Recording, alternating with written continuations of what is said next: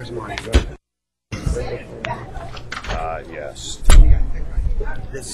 Good morning. I'm David Barish, Chairman of the Gaming Control Board. Before we begin, I'd like everybody to turn off their cell phones, or at least put them on silent. With us today is Fred Strathmeyer, representing Russell Redding, Secretary of Agriculture, Jen Langen, representing the State Treasurer, and Bob Coyne, representing the Secretary of Revenue. Thank you. A quorum of the board members present, I will call today's meeting to order. First, Pledge of Allegiance. I pledge allegiance to the flag of the United States of America and to the republic for which it stands, one nation, under God, indivisible, with liberty and justice for all.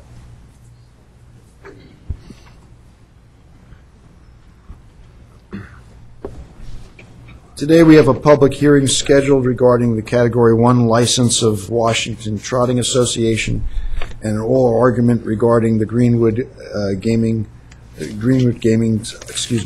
petition to rescind the requirements that it have a shuttle bus. But first we have several presentations of service awards to gaming control employees. Kevin? Good morning, Chairman Barish. Good morning, members of the board. We have presentations this morning for 7 employees who have attained the distinction of 10 years of service with the Pennsylvania Gaming Control Board. We've been recognizing a lot of our employees for the past 6 months, and it's really a great occasion to be able to recognize their dedication. So, and I'd like to welcome everybody to the public meeting this morning. We have a great crowd for this presentation. Heather, Mike, Mark, and Brenda, could you come forward? And we have our Director of Human Resource, Claire Yantis, who's going to help with the presentations. So, our first 2 honorees, Heather Warner and Michael Cruz, they both started on the same day, February 21st, 2006. And the board was very fortunate to get Heather and Michael to come to Harrisburg and to work in our jurisdiction here. They came with gaming experience. They were working with the New Jersey Division of Gaming Enforcement and the gaming lab in that jurisdiction. So Heather started as a manager in our Bureau of Gaming Lab operations. Heather also is a graduate of the Office of Administration's Leadership Development Institute program. Heather continues as a manager in the lab, overseeing the electronic engineers and statisticians. Congratulations and thank you for your service. Michael began as a manager in the Bureau of Gaming Laboratory Operations. In January of 2008, Michael was promoted to the director of the lab. And then in April of 2013, Michael was named as the agency's Chief Technology Officer. Michael, thank you for your service. Congratulations. Mark Miller and Brenda Reese both started on the same day as well, February 25th, 2006, and they both began in the Bureau of Licensing. Mark started as a licensing analyst in the Bureau of Licensing, and then in February of 2007, he was promoted to licensing manager. And he is in charge today of our gaming service provider unit. Mark, thank you for your service. Congratulations. Brenda Reese. Brenda was hired along with Mark, and she began as a licensing analyst. And Brenda remains in that position, and she's assigned to the enterprise licensing unit. She does an outstanding job reviewing very complex entity applications. Brenda, congratulations, and thank you for your service. Okay, thanks. And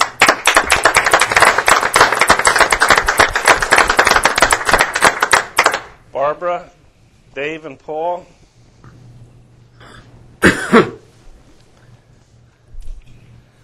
Barbara Kaler is our next honoree. Barbara was hired on February 26th of 2006 as an administrative officer. In December of 2006, Barbara became the executive secretary for the Bureau of Licensing. Since February of 2014, Barbara has been in the position of investigative analyst in our Bureau of Investigations and Enforcement. Barbara, thank you for your service and congratulations. David Wren was hired on March 4th, 2006 as the budget manager in the Bureau of Financial Management and Administration. Since February of 2013, Dave has been the agency's Director of Financial Management. Congratulations and thank you for your work. Paul Resch is our final honoree for this morning. He was hired on March 20th, 2006 as a special assistant, and in July of that year, he became the agency's board secretary. Since May of 2008, Paul has been the agency's director of the Bureau of Gaming Operations. Paul, thank you and congratulations.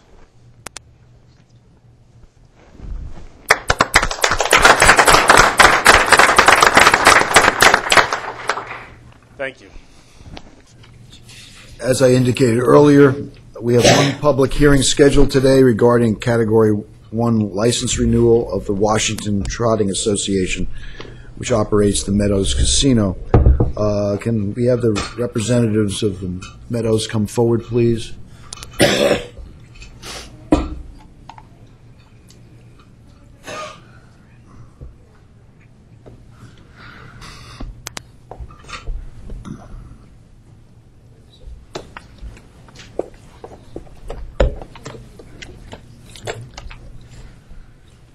Before we begin, I'd like everyone who's going to be speaking on behalf of Meadows to stand and be sworn in at this time.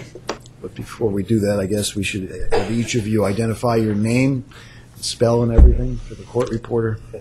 Good morning, Chairman and board members. Marie Jones, Jones, from Fox Rothschild, here on behalf of Washington Trotting Association. With me today is Guy Hillier, Hillyer, Executive Vice President, Cannery Casino Resorts. Sean Sullivan, Sullivan, Vice President and General Manager of WTA. And Michael Keelan, Keelon, Director of Compliance for Washington Trotting Association. If the three potential witnesses would please stand to be sworn.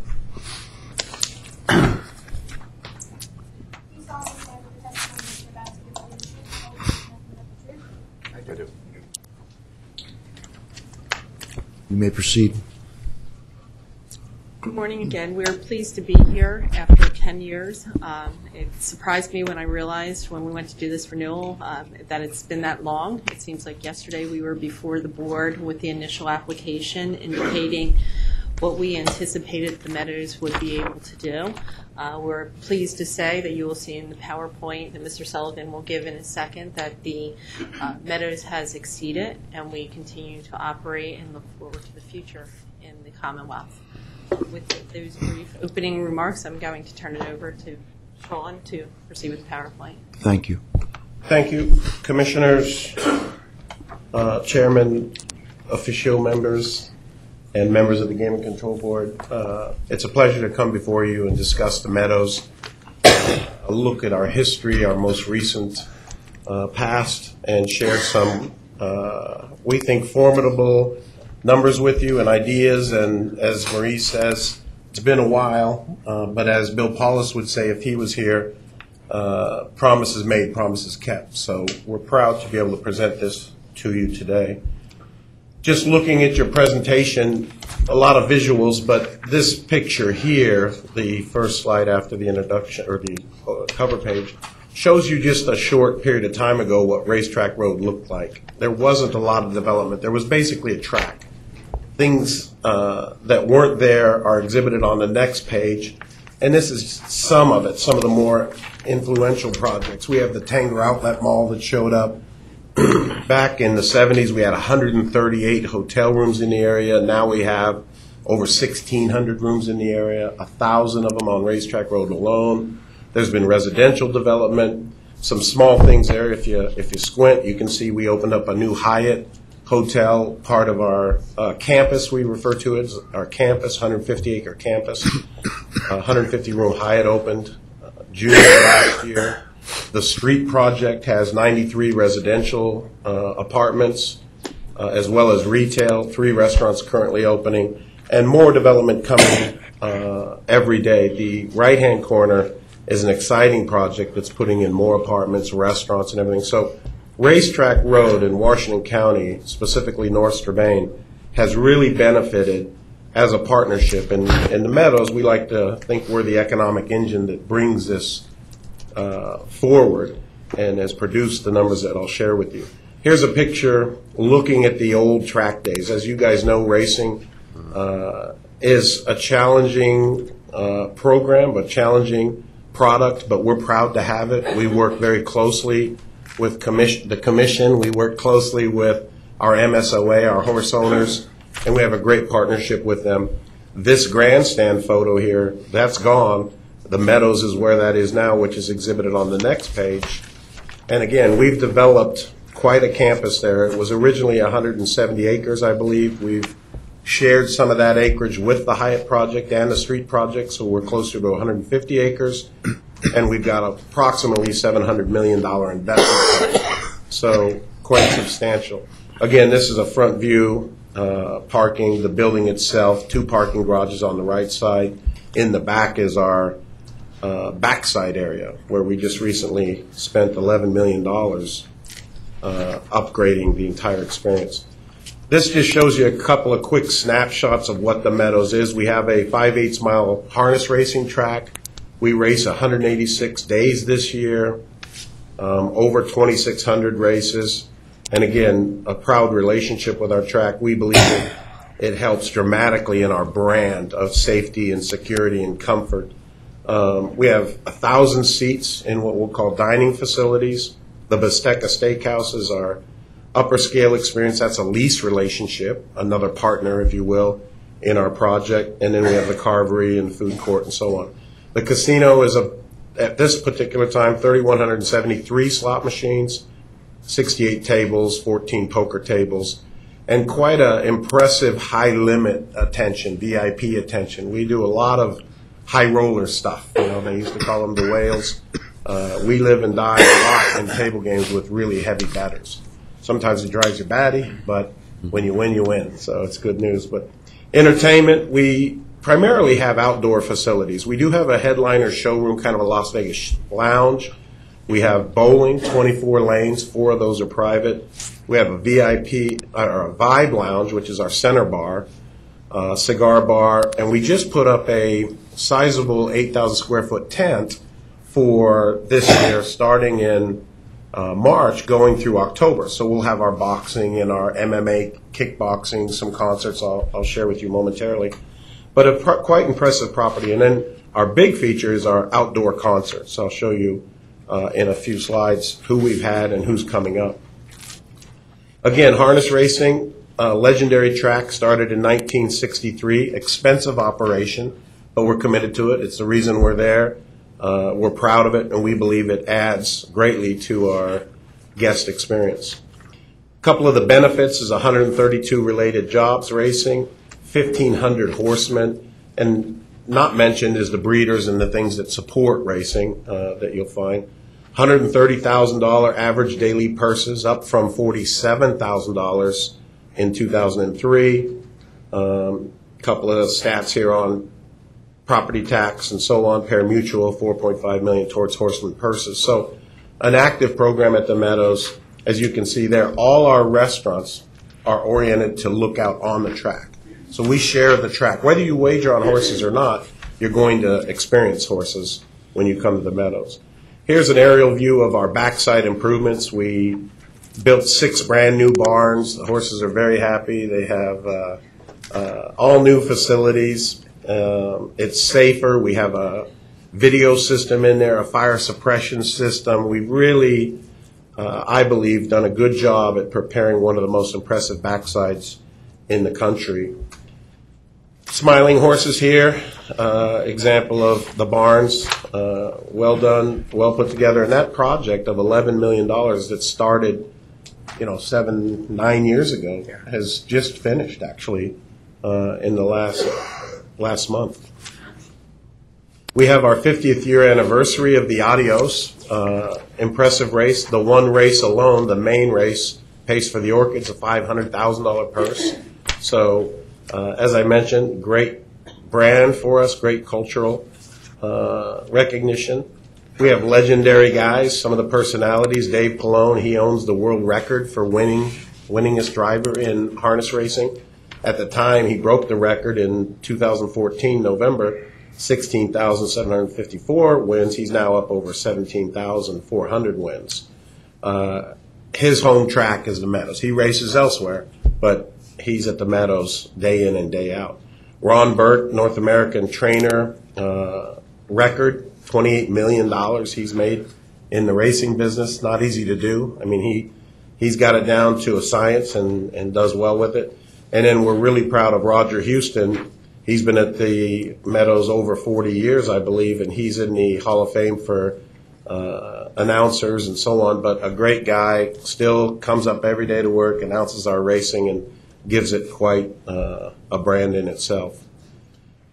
Triple Crown events are really big for us. We do Kentucky Derby, Preakness, Belmont. Obviously, if the horse keeps winning, each race is exciting. The Kentucky Derby is a slam dunk. It'll be crazy packed. This is a picture of last year's, I believe, or the year before's Kentucky Derby. We show it live, and we also race live on those days. So we're constantly trying to keep racing front and center with our guests to help us generate the revenues necessary to make sense out of this operation. But Belmont's a big one, Adios is a big one, and Preakness is a big one. We also do, as I mentioned earlier, concerts outdoors. This is a snapshot of, I think it might be Willie Nelson, I'm not sure, but a couple of the artists we've had out there, Patti LaBelle, Smokey Robinson, Beach Boys, Huey Lewis and the News, Willie, Larry the Cable Guy, Joan Rivers. This year coming up, we have John Fogerty, who was the legendary singer with Creedence Clearwater. We have Kool and the Gang. We have some other events out there as well with the community. We have, of all things, a Pittsburgh Food Truck Festival where there's 27 food trucks. We have the Corks and Kegs. So there's a lot of things that happen in the summer on our racetrack. As I mentioned, we also have a tent, about 8,000 square feet. We do things, smaller concerts. We do boxing. We have 3 dates next week, April 9th, or right around the corner, April 9th. We have the Carpensi brothers, who are local fighters in our region, and they put together a great card. We also do King of the Cage out there, the MMA stuff. We have 3 of those events. There's always something going on at the Meadows to fulfill our entertainment destination positioning. So exciting things going on. As I mentioned, the Hyatt Place opened recently, June of last year, 155 rooms. There's a connecting walkway to the Meadows, so it's not our property. We don't own it. We sold them the 4 acres that they built it on, but it acts like our property. It is our closest property, and it's part of our campus. They have a place called the Parlay Lounge, a very nice property, for sure, the top in the area. Here's just that accelerated growth. You see that arrow on your left, the room growth up to 1,600 rooms in the nearby area. Hotel tax going from under $1 million to $1.7 million last year. A little bit of softening with the gas and oil business out there, so $1.6 million in 2015. But exciting stuff. And I think if there's anything we take pride in, it's about being the anchor tenant, if you will, in our mall area. The economic engine that allows jobs in hotels, allows jobs in other places, restaurants, and so on. So a really nice graph here of increasing opportunities.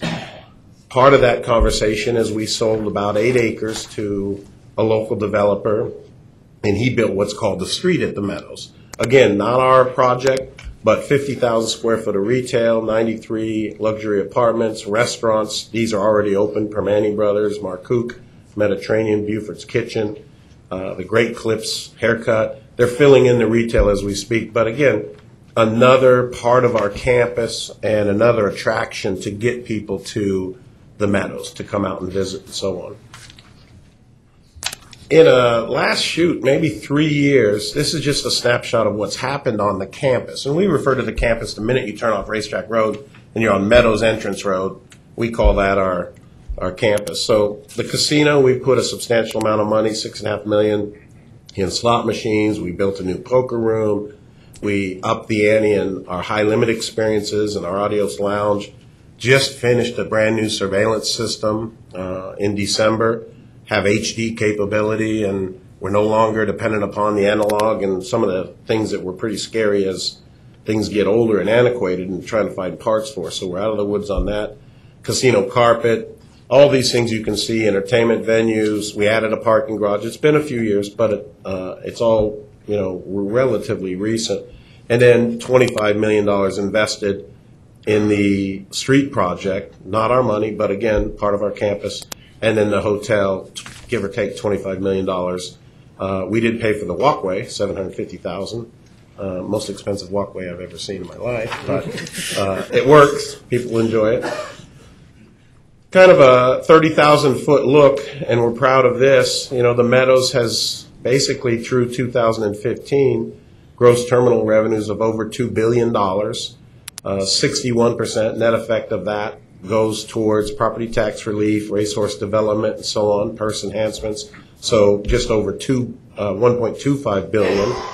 And then there's a little bit of a listing of where that $1.25 million goes. Commonwealth property tax, racehorse development fund, local share. It's nice to put those local share monies out there. You see a lot of projects have nothing to do with casinos that are really good for communities along the river, the Monongahela area, and areas that need help. So, again, proud to be a partner in that. Table games started in July of 2010, so not the numbers you see in slots. But again, $179 million in revenues, and dispersed in this manner, about 45.6% of that includes the initial gaming licensing fee of $16.5 million when we started, but a lot of money going to help worthy causes. Again, another thing that we're extremely proud of is our family of employees. We have, give or take, at any given time, 1,300 employees. We coined the term, family-sustaining jobs.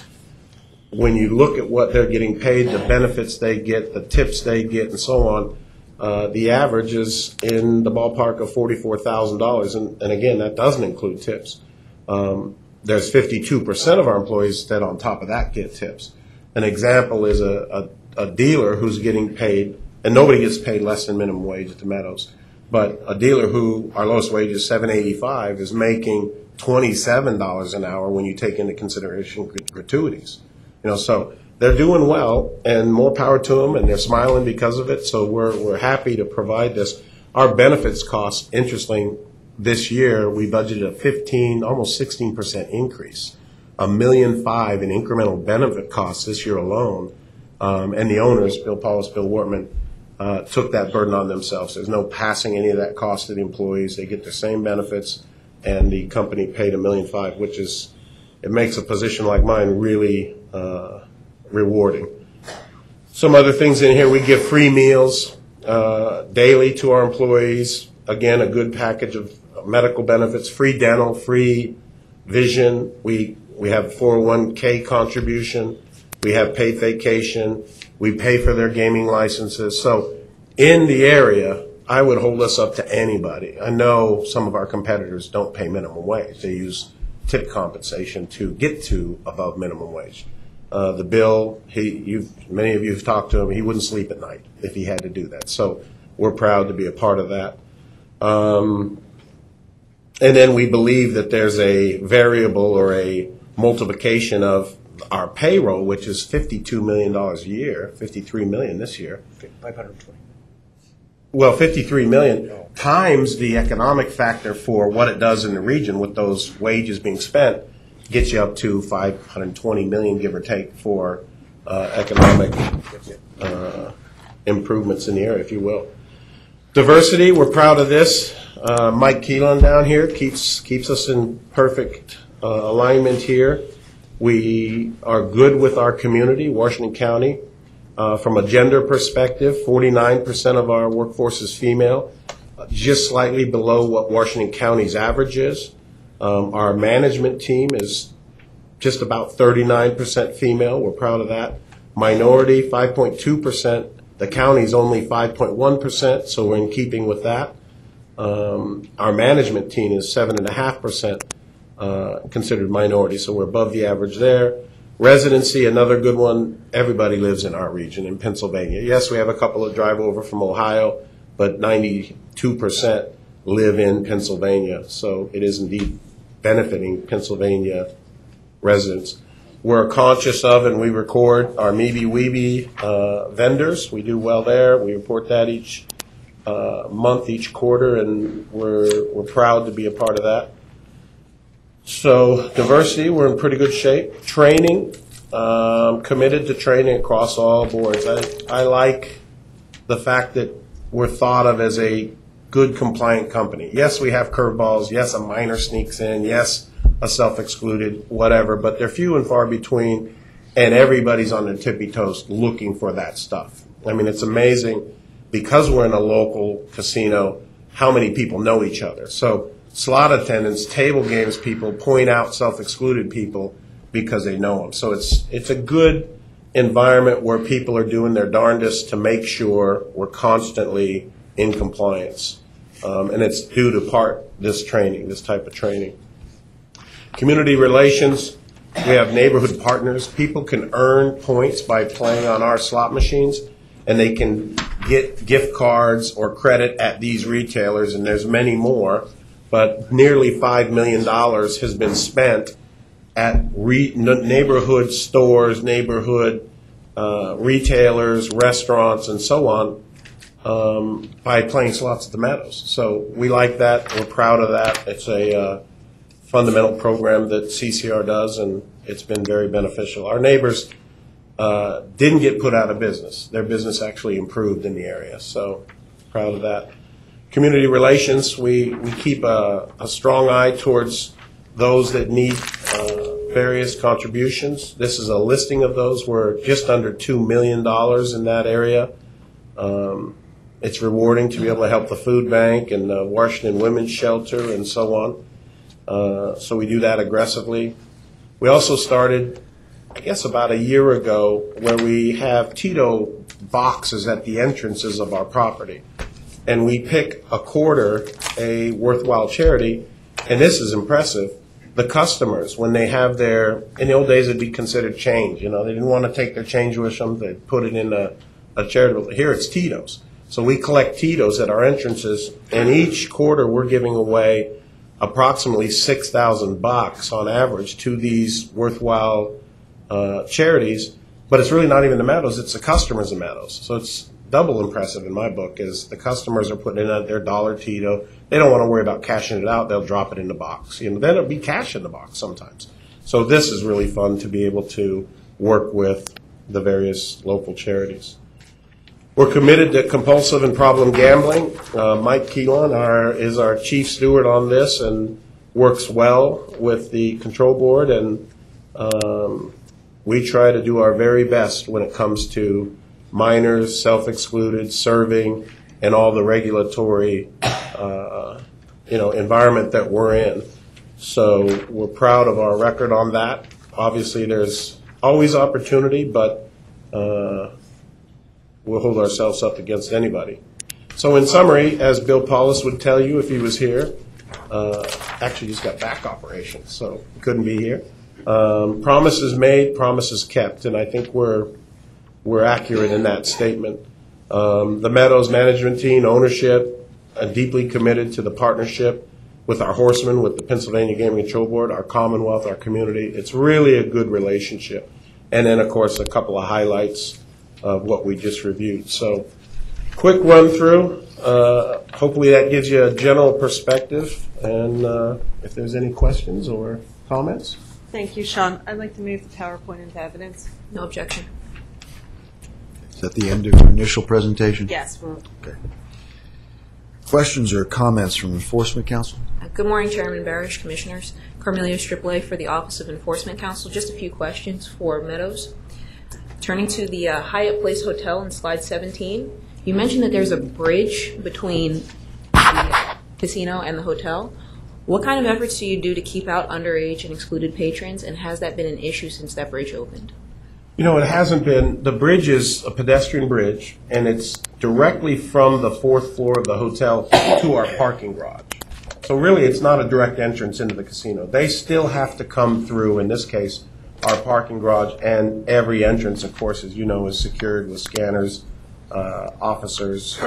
So it really hasn't made any difference whatsoever. And if anything, it gives us a partner that can explain to families that check into the hotel that kids are not allowed into the casino. So we're hitting them really early in their journey. And it's not necessarily a kids experience. It's more business traveler and elderly folks. Surveillance. And there's surveillance all along the way, cameras and so on. So we haven't had any additional burden because of that. Has there been a significant change to the number of employees since the public input hearing in June of 2015? No, we're in that region of 13. I mean, during the summer when we get into our special events, seating and so on, that'll go up a little bit. In the winter, it'll go down a little bit. But Mike, I think it's consistent. Yeah, 13's been the number for a long time. And you mentioned that you have tip-eligible employees. Are employees also eligible for bonuses? There's a bonus pool which consists of maybe 25 people, key management positions, discretionary bonus put together by the owners, by corporate offices, related to property performance, overall company performance, and so on. The employees get an annual longevity check based on how long they've been there. So it could be $50 if they were there 1 year, $250 if they've been there longer. They get their annual Giant Eagle gift cards for turkeys and Christmases and those types of things. But the only real bonus pool is that upper level management group, if you will. Then there's commissions for hosts who bring in players and a function of that, but no.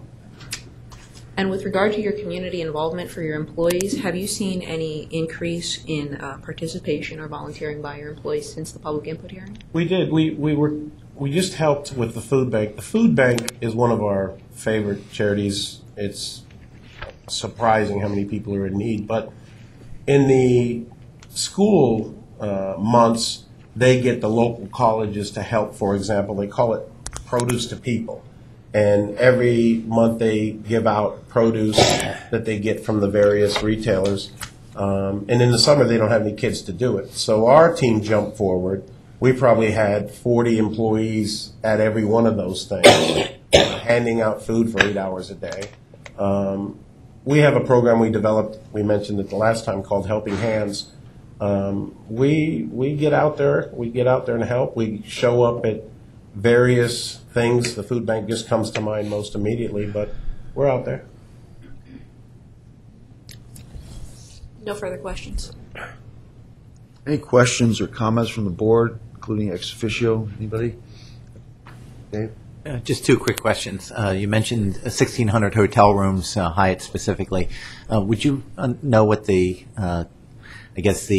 average night capacity would be on the hotel? Yeah, up until the gas slowdown, which is about a year now, maybe 8 months, they were doing 82% occupancy, which is fantastic anywhere in the country. The average rate was getting about $130 a night. So they were doing bang-up business. That's suffered a little bit. They're down to about 74% occupancy. The average daily rate is down to probably $98 right now. It'll come back up now that there's no weather issues and so on. We do expect the oil and gas business to return in 2017. But they kept building because they were filling them. The Hyatt is doing really well. They get a higher than average rate because they're connected to the Meadows and they're the newest product. But no, it's a healthy business. They're missing the gas and oil right now a little bit, but it'll be back.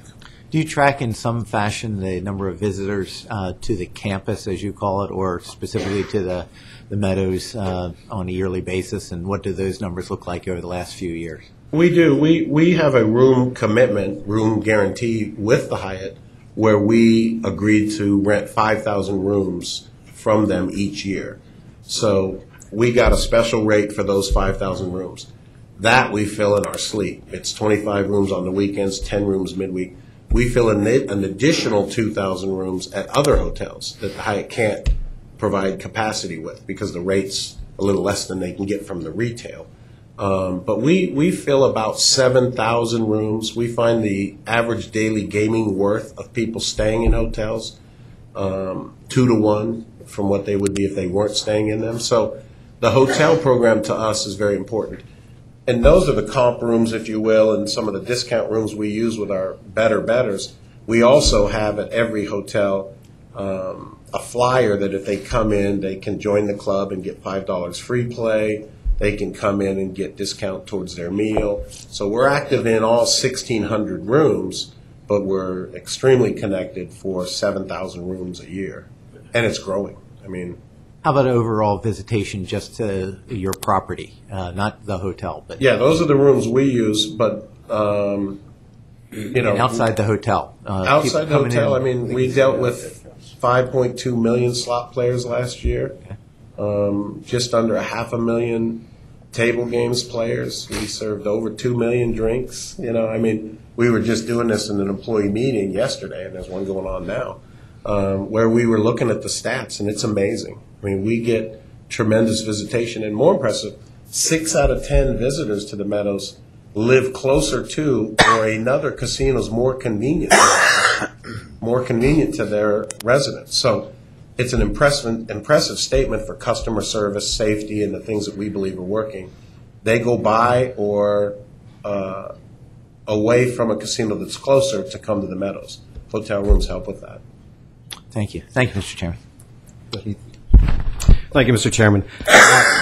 First of all, I just want to make a statement. Just looking at the PowerPoint and you telling the story, I mean, you have a heck of a story to tell, and it's an impressive one. And when you look at page 2 and page 3 of your PowerPoint and you see the investment that has been made, the spin-off investment by virtue of the establishment of your casino, it's pretty darn impressive. And I certainly just want to commend you for the work that you have done in community development, community revitalization, community investment, because it's really an outstanding job and a story that needs to be told. I could tell you that living in Carbon County, I would love to have this casino there with that type of investment and spin-off jobs that have been created by it. But I have a couple questions, and I want to kind of bear down a little bit on the racing side, since you being the Category 1. The $11 million that you've spent on the backside, now there was a statutory requirement of a $5 million investment. Is that in addition to, and not to diminish that investment, but is that in addition to the $5 million, or is that $11 million total over the 10 years? That's included in that $11 million. Okay. Yeah, $6 million, give or take, above that statutory requirement. Now, and what about the racing numbers? Are they increasing, decreasing, as far as attendance, people coming in and watching that live racing? And on-track revenues continue to suffer. I mean, we moved racing to Saturday afternoon. We've seen a real nice response to that. But on-track revenues are difficult. It's not the days when people came out to the day of the races, right? But we have our feed, our races simulcast sent out to 600 locations.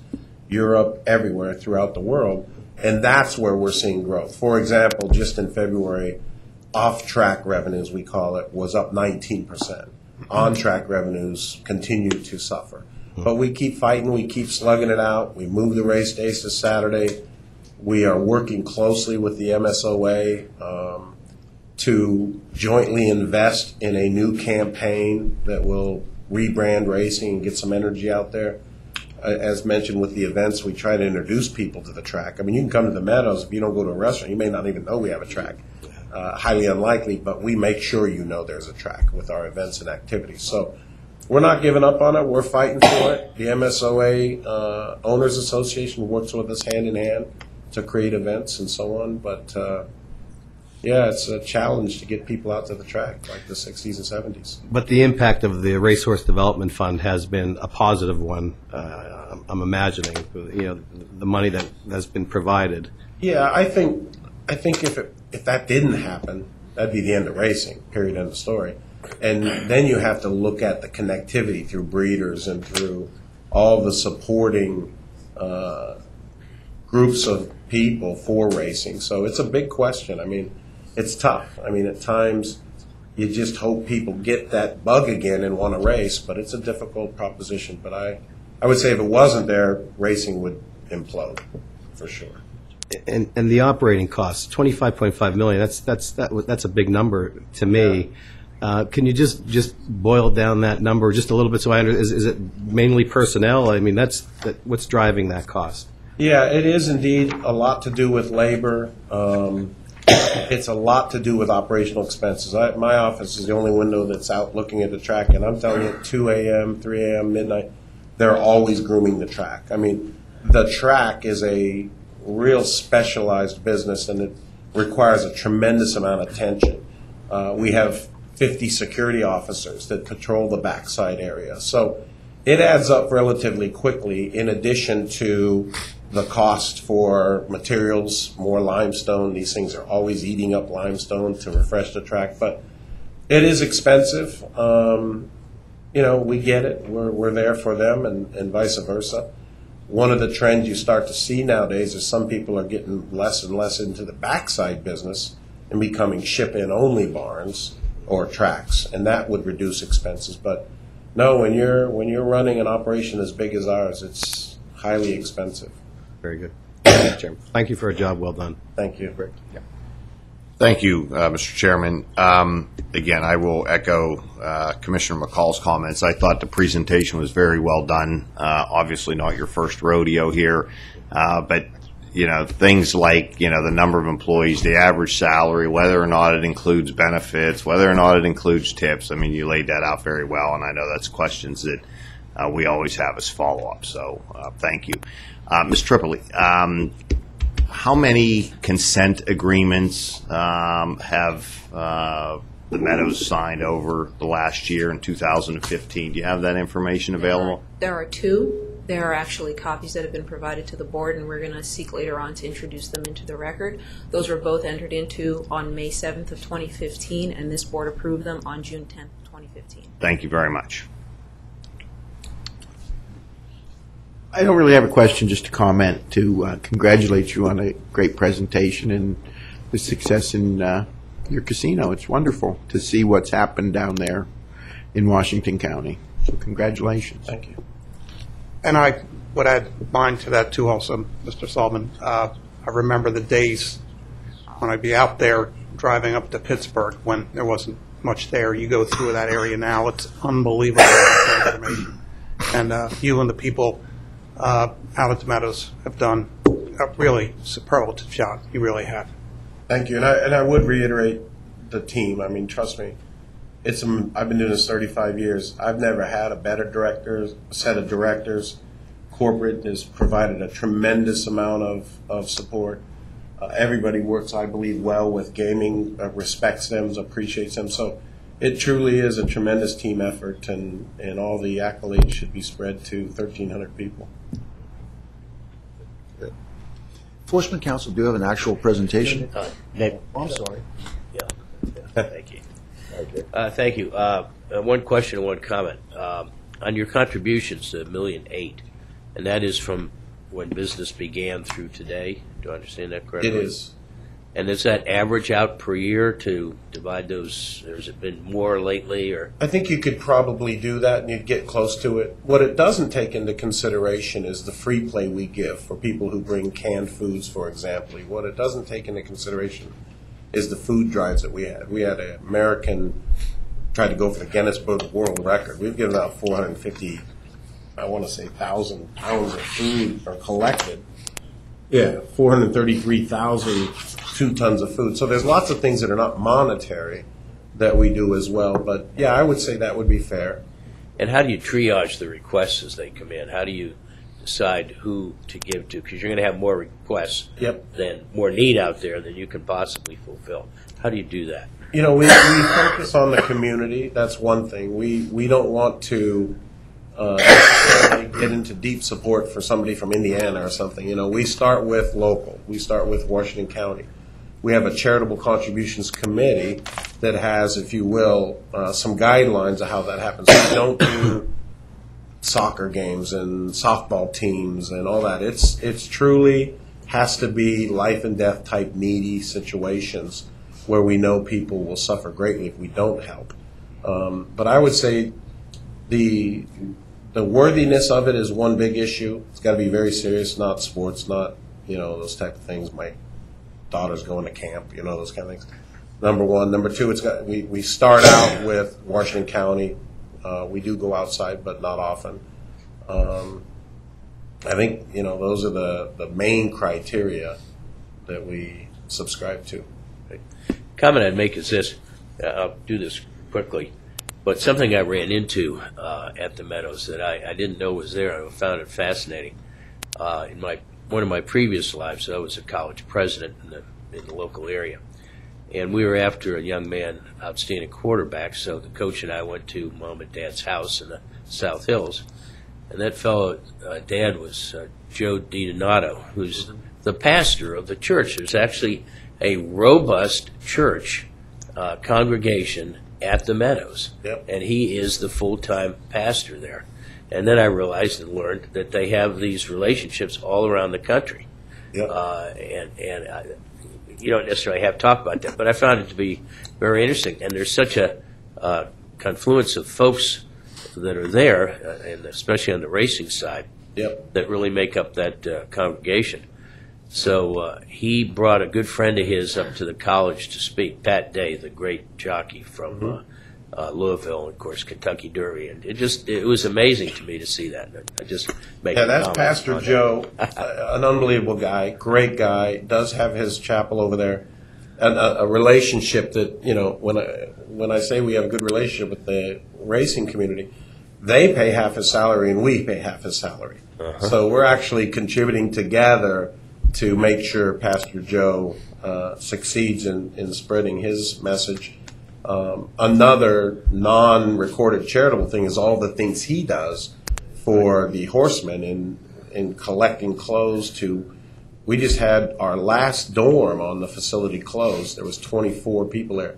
Pastor Joe put together a program where every one of them moved into an apartment either together or reunited families. I mean, it was almost a forgotten world. Sure. 24 people living in a dorm that you just couldn't say was the right place to be living, but they'd been doing it for, you know, their life. And it was really a proud accomplishment. And he gets letters now saying, "Thank you. I didn't even know that I could have all these things." So he's a fine guy. Absolutely a great guy. Any other questions from the board? Okay. Enforcement Counsel, you have a presentation. The Office of Enforcement Counsel does not intend to call witnesses or to put forth a presentation. However, we do have representatives available should the board have questions. We'd like to note for the record that an updated letter from the Racing Commission confirming that WTA remains in good standing was provided in connection with renewal materials. Additionally, we have a few supplemental exhibits to enter into the record. OEC has an updated report from the Bureau of Liquor Control Enforcement stating that there are no citations or adjudications pertaining to Meadows on the record. That letter is dated March 25th, 2016, and should be marked as Exhibit 2A to supplement the existing record. Additionally, there were 2 enforcement actions taken by OEC since the public input hearing on June 3rd. Those were, as you asked about, Commissioner Fight, the 2 consent agreements. One dealt with promotions, the other dealt with self-excluded and excluded patrons. Those were both entered into on May 7th, 2015, and the board approved them on June 3rd of 2015, and would request that those be entered into the record as Exhibits 5A and 5B, respectively. Additionally, Washington Trotting Association, Inc. and its affiliates and principals timely filed renewal applications, and the board's Bureau of Investigations and Enforcement has completed its background investigation. WTA fully cooperated with BIE during the course of its background investigation. BIE did not identify any information that would preclude a finding of suitability for WTA's affiliates or principals, Therefore, we would recommend and request that WTA be found suitable for renewal of its Category 1 license. Thank you very much. Any questions from Meadows as to OEC's presentation? No, sir. Always best to say no. Saying nice things about you, probably should leave it alone. Any other questions, comments from the board? A vote on this matter is scheduled for later this morning under the Bureau of Licensing's section of the agenda, but thank you for your presentation. Thank you. Thank you. Thank you very much.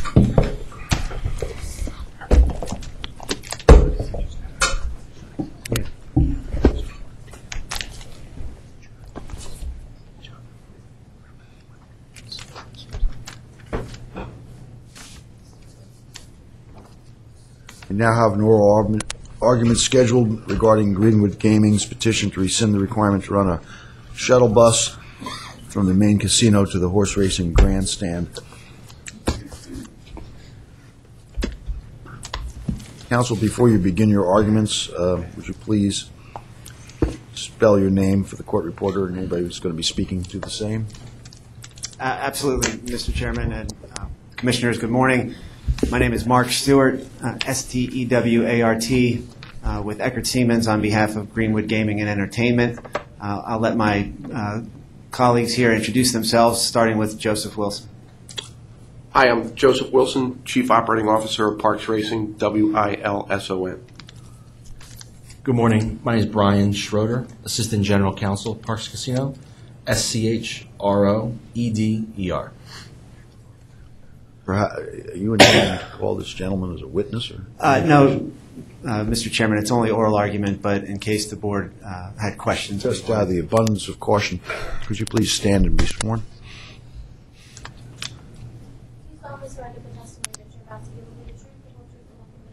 I do. Thank you very much. Proceed. May it please the board, Mr. Chairman, board members, thank you very much for the opportunity to be here this morning. This is an issue that at least some of you I know have been around for since the beginning. It involves the running of a shuttle service between Parks' casino facility and its grandstand. This is, in our view, the final step of hopefully a phase out of this service. It was begun in 2007.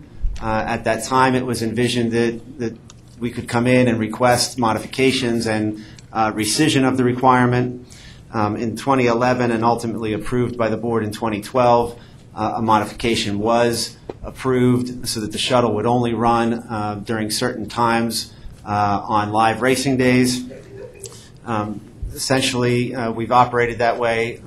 Since then, we've dutifully kept the logs that were required by the board in terms of ridership and weather conditions and the like. They pretty much definitively show that there's very low demand for this service. So we are before you today asking that the service be permitted to be discontinued. The horsemen have indicated that they have no objection to that. The Racing Commission has indicated that it has no objection to that. And with that, frankly, we'll stand on our petition and answer any questions you may have. Office of Enforcement Counsel. Good morning, Chairman Barish, members of the board. Dustin Miller on behalf of the Office of Enforcement Counsel. As Mr. Stewart said, this originates from a December 18, 2007 board order where the board considered and approved the Phase 1 of Greenwood's master plan to create a permanent facility.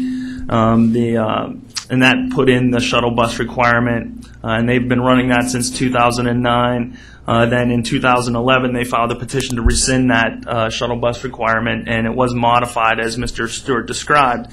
With regard to Greenwood's current petition, the reason the Office of Enforcement Counsel objected was because we didn't feel that the contents of Greenwood's petition alone was sufficient to provide an evidentiary record upon which the petition should be granted. After we filed our objection, we worked with Greenwood to reach a stipulation of fact that included a statement from the shuttle bus company that logged the passenger use, and also letters from the Pennsylvania Thoroughbred Horsemen's Association and the Pennsylvania State Horse Racing Commission, both expressing no objection to Greenwood's petition. And with that additional evidence now in the record, the Office of Enforcement Counsel leaves this matter to the sound discretion of the board. Okay.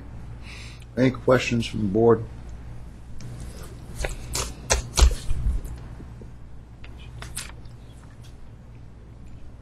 Take a break now.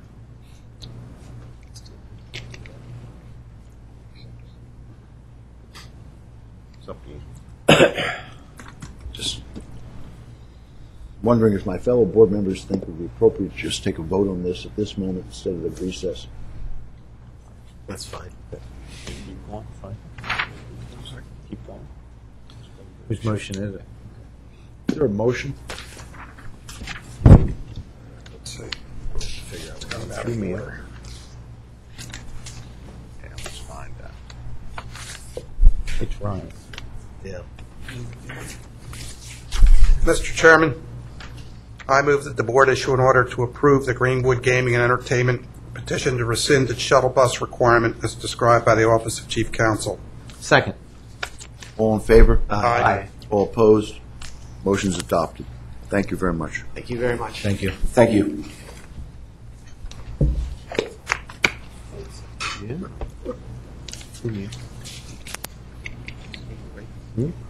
I don't know.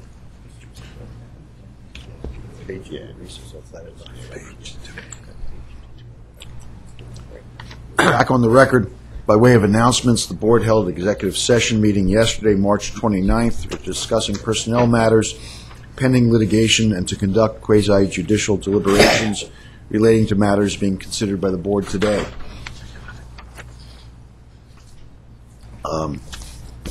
Next, we have consideration of a motion to approve the minutes and transcripts of the February 10th meeting. May I have a motion? Mr. Chairman, I move that the board approve the minutes and transcripts of the February 10th, 2016 meeting. Second. All in favor? Aye. All opposed? Motion's adopted. Next, I'd like to hear from our Executive Director, Kevin O'Cool.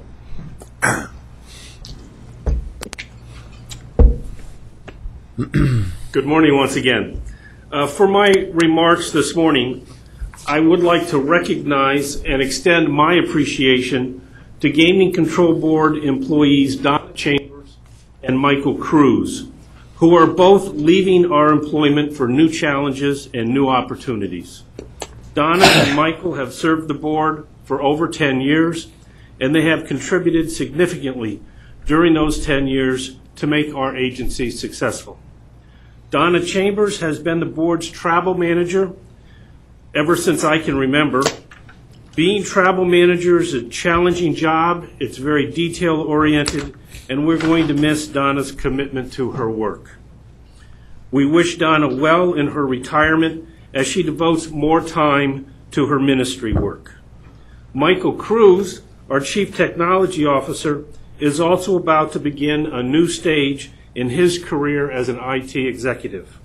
We have been fortunate to have Michael's expertise in the testing of gaming equipment as our gaming lab strives to ensure regulatory standards of fairness are met. As Chief Technology Officer for the past 3 years, Michael also directed significant agency-wide projects, enhanced our IT systems, and upgraded our office network. I would like to extend staff's appreciation to Michael and wish him well in his new opportunity outside of the casino regulatory arena. I believe that both Michael and Donna are here today, and that concludes my comments. Any of my fellow board members have any comments they'd like to offer at this point? Well, Congratulations.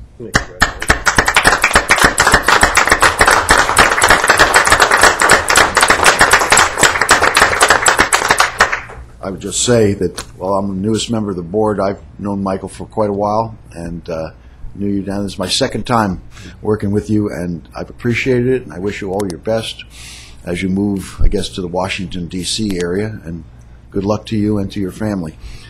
Was there anything else in your presentation this morning, Kevin? No, Chairman. That'll do it. Okay. Next, Claire Gantis, Director of Human Resources. Good morning, Chairman, board members. The Office of Human Resources has one motion for your consideration today relative to the hiring of a technical field representative in the Bureau of Casino Compliance. Mr. Eric Talapan has been selected for assignment at the Sands Casino and has completed the PGCB interview process, background investigation, and drug screening. He is recommended for hire by Director of Casino Compliance Jerry Stoll. Unless you have any questions, I ask that the board consider a motion to hire Mr. Talapan as indicated. Thank you. I have a motion. Mr. Chairman, I move that the board approve the applicant as proposed by the Director of Human Resources. Second. All in favor? Aye. All opposed? Motion's adopted. Thank you. Thank you. Doug Sherman, Chief Counsel.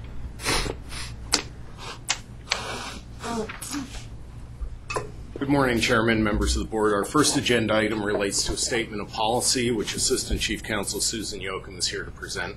Good morning, Chairman, members of the board. I have one item for your consideration today. It's a statement of policy 125-200.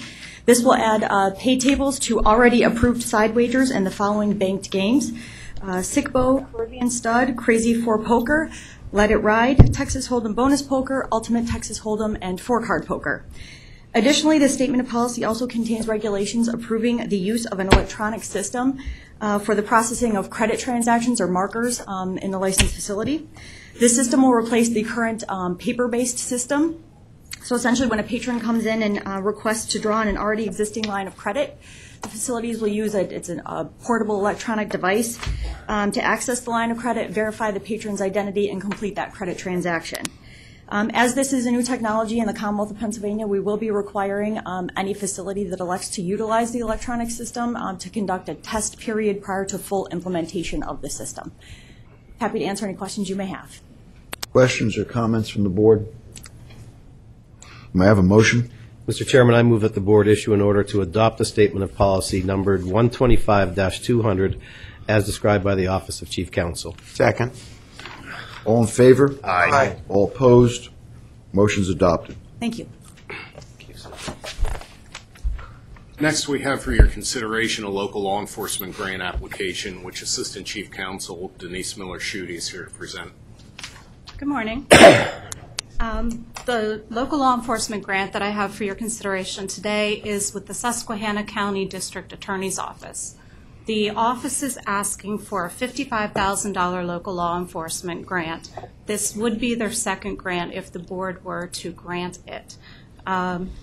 What they're looking to do with the majority of the grant is to supplement the income or the salaries and the benefits of an assistant district attorney and also 2 part-time detectives. The remainder of the money they intend to use on education and public outreach, as well as some surveillance equipment, training, and the development of a wireless application so that people can actually report unlawful gambling if they should see it.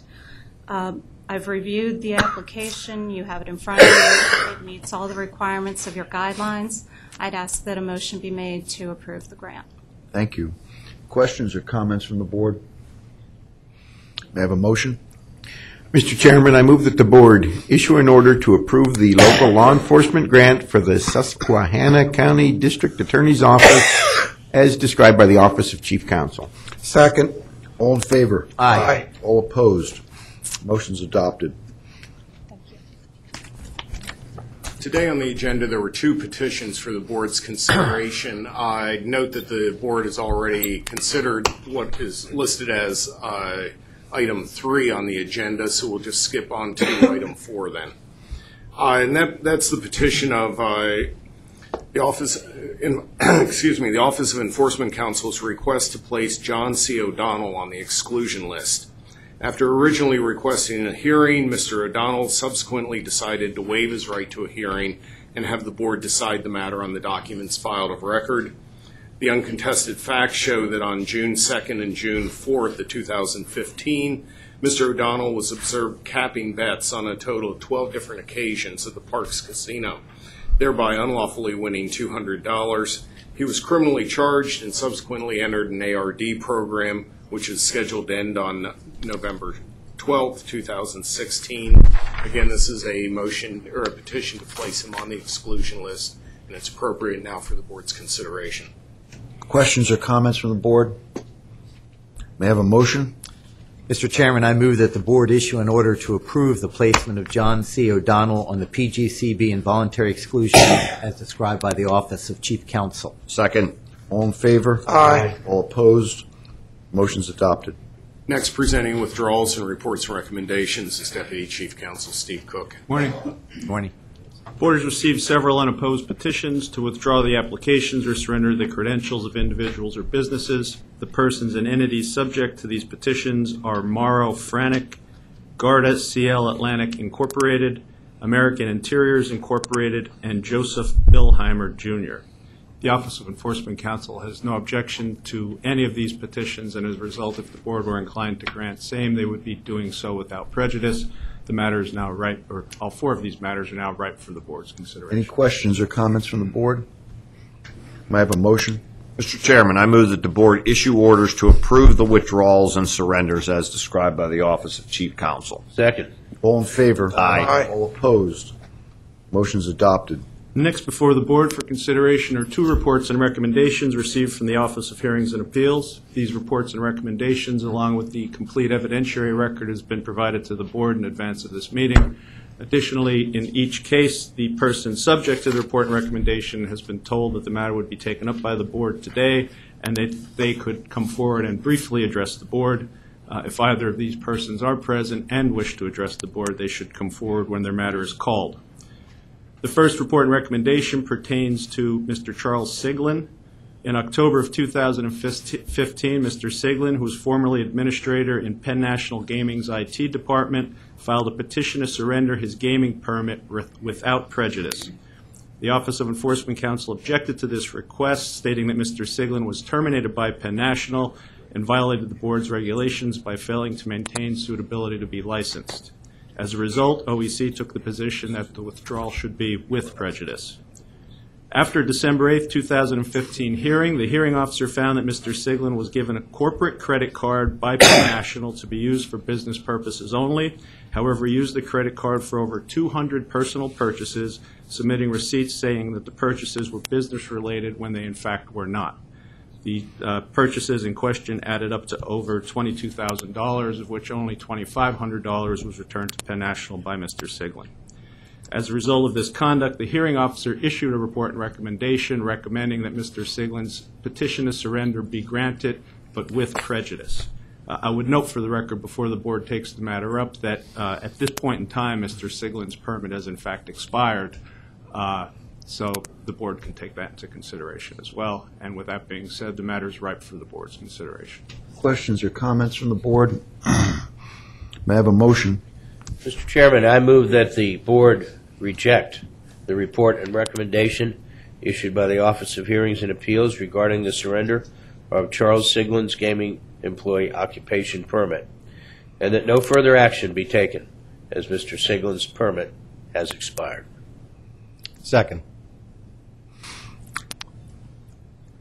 All in favor? Aye. All opposed? Motion's adopted. The final report and recommendation before the board today is that of Jessica Thornton. Ms. Thornton was issued a gaming permit on July 15, 2014, and worked as a cage cashier at the Rivers Casino. On December 30, 2015, the Office of Enforcement Counsel filed a request for an emergency suspension of Ms. Thornton's gaming permit after receiving notification that 1 day earlier Ms. Thornton was arrested and charged with felony theft-related offenses. Specifically, it was alleged that Ms. Thornton, along with two other individuals, conducted a conspiracy to commit retail theft of goods over $1,300 in value from a local department store. A hearing in this matter was held on January 14, 2016. Both Ms. Thornton and the Office of Enforcement Counsel attended the hearing and presented testimony and documentary evidence. Ms. Thornton testified on that day that she did not knowingly participate in the theft, but rather was given a bag of goods that she thought were paid for and asked to hold them.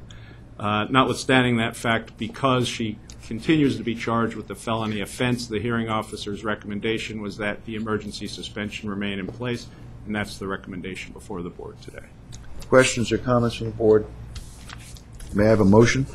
Mr. Chairman, I move the board adopt the report and recommendation issued by the Office of Hearings and Appeals regarding the emergency suspension of Jessica Thornton's gaming employee occupation permit as described by the Office of Chief Counsel. Second. All in favor? Aye. All opposed? Motion's adopted. That concludes the matters of the Office of Chief Counsel. Before we move ahead, Sue, we're going to take a 5-minute break before we get to the Bureau of Licensing. Thank you.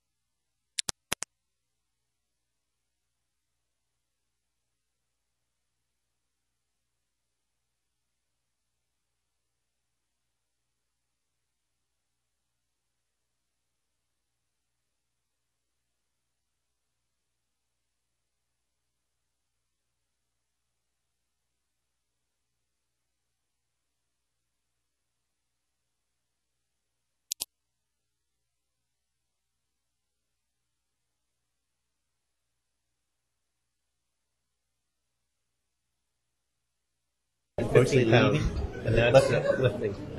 Okay, we're going to reconvene now. Said that kind of metabolism, you know. I wish I had that. Sue Hensel, Yeah, me, that's what I tell them. You want some of mine? proceed. Before the board today will be voting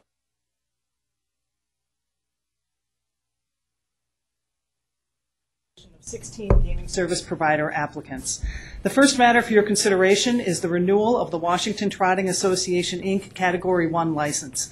The license renewal hearing for this entity is complete. In addition, the Bureau of Investigations and Enforcement has completed its investigation of the company, and the Bureau of Licensing has provided you with a background investigation and suitability report.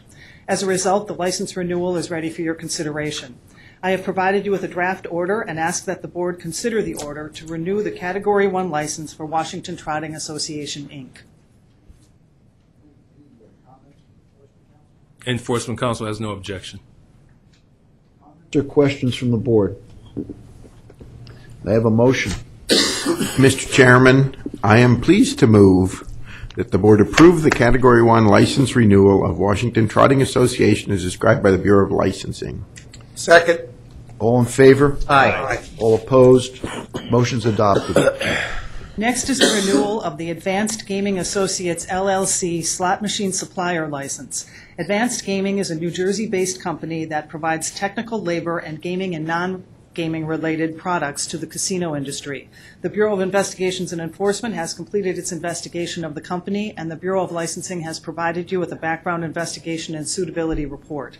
I have provided you with a draft order and ask that the board consider the order to renew the slot machine supplier license for Advanced Gaming Associates LLC. Comments from Enforcement Council? Enforcement Council has no objection. Questions or comments from the board? May I have a motion? Mr. Chairman, I move that the board approve the supplier license renewal of Advanced Gaming Associates LLC as described by the Bureau of Licensing. Second. All in favor? Aye. All opposed? Motion's adopted. Also for your consideration is the approval of principal and key employee licenses. Prior to this meeting, the Bureau of Licensing provided you with a proposed order for 2 principal and 5 key employee licenses. I ask that the board consider the order approving these licenses. Questions or comments from Enforcement Council? Enforcement Council has no objection. Questions from the board? May I have a motion? Mr. Chairman, I move that the board approve the issuance of principal and key employee licenses described by the Bureau of Licensing. Second. All in favor? Aye. All opposed? Motion's adopted. Next, there are temporary principal and key employee licenses. Prior to this meeting, the Bureau of Licensing provided you with an order regarding the issuance of temporary licenses for 3 principal and 8 key employees. I ask that the board consider the order approving these licenses. Comments from Enforcement Council? Enforcement Council has no objection. Questions or comments from the board? May I have a motion? Mr. Chairman, I move that the board approve the issuance of temporary principal and key employee credentials as described by the Bureau of Licensing. Second. All in favor? Aye. All opposed? Motion's adopted. There are also gaming permits and non-gaming registrations for your consideration. Prior to this meeting, the Bureau of Licensing provided you with a list of 563 individuals to whom the Bureau has granted temporary or full occupation permits, and 166 individuals to whom the Bureau has granted registrations under the authority delegated to the Bureau of Licensing. I ask that the board consider a motion approving the order. Comments from Enforcement Council? Enforcement Council has no objection. Questions or comments from the board? May I have a motion? Mr. Chairman, I move that the board approve the issuance of gaming employee permits and non-gaming employee registrations as described by the Bureau of Licensing. Second. All in favor? Aye. All opposed? Motion's adopted. Next, there are recommendations of denial for 1 key and 2 gaming employee applicants. In each case, the applicant failed to request a hearing within the specified time frame. The Bureau of Licensing has provided you with orders addressing the applicants who the Office of Enforcement Counsel has recommended for denial. I ask that the board consider a motion approving the denials. Comments from Enforcement Council? Enforcement Council continues to request denial in each instance. Thank you. Questions or comments from the board? May I have a motion? Mr. Chairman, I move that the board deny the key and gaming employee applications as described by the Bureau of Licensing. Second. All in favor? Aye. All opposed? Motion's adopted. Also for your consideration are withdrawal requests for key gaming and non-gaming employees. In each case, the license or permit is no longer required. For today's meeting, I have provided the board with a list of 1 key, 23 gaming, and 6 non-gaming employee withdrawals for approval. I ask that the board consider the orders approving the list of withdrawals. Comments from Enforcement Council? Enforcement Council has no objection. Questions or comments from the board? May I have a motion? Mr. Chairman, I move that the board approve the withdrawals as described by the Bureau of Licensing. Second. All in favor? Aye. All opposed? Motion's adopted. Next, we have an order to certify the following gaming service providers: Absolute Electrical Contracting of New York, Inc., Horizon Media, Inc., Pennsylvania Paper and Supply Company, Inc., and Southwest Surveillance Systems. I ask that the board consider the order approving these gaming service providers for certification. Comments from Enforcement Council? Enforcement Council has no objection. Questions or comments from the board? May I have a motion? Mr. Chairman, I move that the board issue an order to approve the applications for gaming service provider certification as described by the Bureau of Licensing. Second. All in favor? Aye. All opposed? Motion's adopted. Finally, for your consideration are gaming service provider registrations. The Bureau of Licensing provided you with an order and an attached list of 12 registered gaming service provider applicants. I ask that the board consider the order registering these gaming service providers. Comments from Enforcement Council? Enforcement Council has no objection. Questions or comments from the board? May I have a motion? Mr. Chairman, I move that the board issue an order to approve the applications for gaming service provider registration as described by the Bureau of Licensing. Second. All in favor? Aye. All opposed? Motion's adopted. That concludes the matters of the Bureau of Licensing. Thank you, Sue. Next up, Cyrus. The Office of Enforcement Counsel will present 27 matters for the board's consideration today, consisting of 7 consent agreements, 6 revocations, and 14 involuntary exclusions. The first two OEC matters on the agenda is a consent agreement that has been negotiated between the Office of Enforcement Counsel and Chester Downs and Marina, doing business as Harris, Philadelphia. The matters will be presented by Assistant Enforcement Counsel Cassandra Finstermaker. Thank you. Good morning, Chairman Barish, members of the board. Excuse me. Before we begin, I'd ask Chester Downs folks, is anybody up here who's not an attorney? Chester? Yes, we have 2 witnesses, sir. Okay, would you please identify them and have them sworn by the court reporter? Sure. Bill Downey for Chester Downs and Marina, LLC, doing business as Harris, Philadelphia. To my left is Ron Baumann, B-A-U-M-A-N-N. Ron is the Senior Vice President and General Manager of the property. To Ron's left is N as in Nancy, Lynn Hughes, H-U-G-H-E-S. She is Vice President and Chief Legal Officer for the Eastern Region. And to Lynn's left is Al Thompson, T-H-O-M-P-S-O-N. Al is the newly appointed Director of Gaming Operations at the property. Both Ron and Al would be appropriate for being sworn in. Would you please stand, gentlemen, be sworn?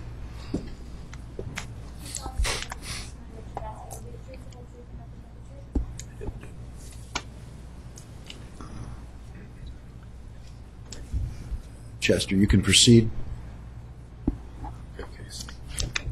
Okay, I'll give a brief recitation of the facts. That's okay.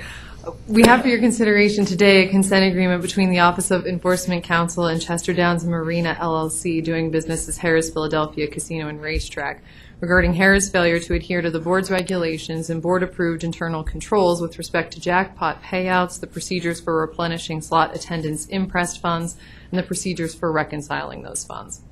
Harris' internal controls provide that slot attendants carry with them a minimal amount of money, which are called impressed funds, in a wallet which they use to pay out jackpots under $5,000. When a slot attendant needs to replenish his impressed funds, he's required to go to the cage, turn in the paperwork for the paid jackpots, and in return receives currency. For jackpots of $5,000 or more, the slot attendant proceeds to the cage to obtain the currency to pay the jackpot. Because this process is completed at the cage, the transactions can closely be monitored by surveillance. For a period of approximately 3 months, some slot host supervisors or managers were given a wallet of $30,000 of impressment funds from the cage. They took the wallet to the jackpot payout area outside the satellite cage, and when a slot attendant needed cash to pay out a jackpot of $5,000 or more, or needed to have his impressed funds replenished, he would go to the supervisor and submit the relevant documentation to the supervisor. So essentially, the supervisor was acting in place of the cage for this transaction. At the end of the shift, the supervisor would submit his wallet to the cage where it was reconciled. The surveillance department was unaware of the implementation of the procedure and as a result was not able to monitor the transactions as closely as they would have been able to if the transactions had been conducted at the cage. Following a review of this matter, the Office of Enforcement Counsel and Harrah's entered into a consent agreement wherein Harrah's agreed to pay a fine in the amount of $10,000 and cost of $2,500. We ask that the board approve the consent agreement as presented here today.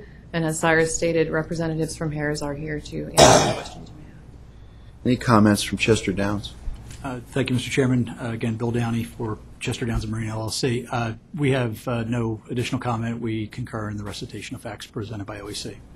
We're prepared for your questions. Any questions or comments from the board? Mr. Chairman, I want to ask Mr. Baumann a few questions, if I could, specifically about the number of consent agreements that have been before this board. And I guess my 30 months, this is the 21st consent agreement that's been presented to the board. And in the time prior to that, from 08 to 13, there were 9. And I kind of view these consent agreements in two different categories, one in which there is a interaction with, I'll call it the patron or the customer, and the others are very much within the employee base. And looking at this list, the first group from 08 to 13 involved a number of underage and self-exclusion security matters, which I believe were very much with the interaction of patrons and the startup of the casino. And I can see by the last 3 years that for the most part those issues have been resolved. But there is a increasing number of internal control issues and issues involving employees. And this consent agreement, again, goes to the very heart of the regulations that we try to enforce to ensure that gaming is fair and that our regulations are adhered to. Having been to your property on a number of occasions, I'm very pleased to see the investment that's being made financially, the number of patrons that are coming through the door, and so forth. But I am very, very concerned about this trend of increasingly number of violations of internal controls and employees. And I'm wondering if you could speak to that, what's being done in the area of training, and how you view these violations and now these consent agreements, which have cost you about $600,000 or more over the past few years. Yes, I can, Commissioner. First of all, good morning, Mr. Chairman. Good morning, Commissioners.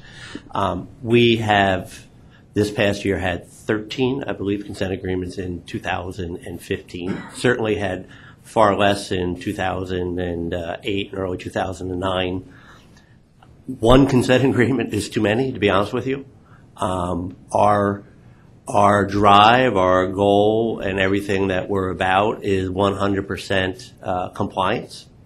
And last year, we didn't do a good job. I would say the last 12 to 18 months, we didn't do a good job. But trust me, it's not from a lack of commitment to compliance. The first thing you see, and you've been to the property, the first thing you see when you walk in our employee entrance is a compliance message. The first thing. It's not good morning, hello, smile at the guests. It's a compliance message, and that message is currently about our policy to card under anybody who looks under 30. The second thing you see after you come in the employee entrance is 3 more additional messages around compliance. Those messages currently right now are about our RG policies. So the messaging is alive and well, and the training is alive and well. Secondly, in our goals, in our performance reviews, mine included, there's a section in there on how well we perform from a compliance and an audit perspective. For the entire management team, I put that in there. Last year, every single one of us got a does not meet. That impacts our compensation and other things. So the accountability is there. The agreements that we've had over the past few years, to your point, have been, number one source has been table games and human error in table games, as the commission well knows. This gentleman to my left, there's always going to be some form of human error in table games, especially when you train and onboard drone dealers, and you know that we have a commitment to our community. We provide free training so that everybody around the Chester area has an opportunity to realize their dream of being a dealer. I thought we were not doing a good job in there. This is a new director of table games. I have zero tolerance for repeat issues in our world. The second area that we've had the most issues come out of, I believe 3, cage count. Right, it's a fairly complex, big area, and you would expect that could potentially be a source. The individual who was running the cage is no longer here because I didn't see the commitment to compliance, both in terms of what the individual lives and breathes or the outcome in terms of what the results are. They're gone. I have no tolerance for it, zero. From a training perspective, in the dealer world, we have revamped our training process, particularly around the shuffle machines, and we've simplified it. Now it says, hey, if you see a red light, stop. Before it was a paragraph on how to do that. Now it basically says, if you see a red light, stop. That means there's a card missing or something wrong, and don't assume. So we have absolutely a strong commitment to compliance. April is compliance month for us. We will sit down, like we did last year, we will sit down and review every single internal that we have. The process takes 8 weeks, where we compare what our current processes are to what the internals are, and we look for where we're off. We will take the entire month of April to do that. We then submit changes and process changes where we think we're off or we're not crystal clear on what our commitments or what our processes are to the internals or the regulations that surround those internals. We started that process last year, and we'll do it this year. It is 6 weeks of literally sitting there, and the commission is fully aware of how thick the internals are in the state of Pennsylvania. I mean, it's reading this. So again, Commissioner, I hear you loud and clear. Personally, I'm embarrassed by having 13 consent agreements. Professionally, I'm embarrassed by it, and guarantee you won't see 13 consent agreements again. Month of April, I guess, took place last year. What types of processes were changed in order to further adhere to our regulations? Because obviously it didn't work during 2015. And I'm wondering, are things that you're specifically looking at this year, or is it just a regurgitation of the material and a stern warning to the employees? No. So we did change processes last year. And obviously if you go through a mountain of material like that, you're going to catch some things, and it's not 100%. So we absolutely changed processes. One of the things we're getting ready to do, honestly, is change our card and dice room. We're actually moving it and getting ready to submit that for approval, because we didn't think it met the conditions that were set forth in the regulation. And that's a big one. That's a big capital project for us that we're going to do, because we're not confident that our current process, which was from day one, is fully compliant. So we will identify issues that come out of that. Will they be shared? Could they be shared with this board? Yes, absolutely. Be more than happy to. Question for Enforcement Counsel, if I may, Mr. Chairman. Oh, please. Thank you. Specifically, in this consent agreement, in and of itself, I would not have a concern, but the overall trend that we've seen, is that taken into account when entering into a consent decree? That this may be a violation of internal controls? How many were there? What does that do to the dollar amount? Because the $10,000 does not seem as significant as I think it might, given the trend of the last year and a half. Yes, Commissioner. We look at several things when we negotiate consent agreements. One of the things is how often has this type of violation happened in the past. We take into consideration the number of incidents since the renewal period, as well as the number of incidents since the beginning of time. We take into consideration, was this an employee who was just simply doing his own thing, or was this a company-wide policy to try to evade the regulations? We take into consideration what impact, if any, did it have on the patron or any patron within the facility, and was a patron harm? What impact would it have on the Commonwealth?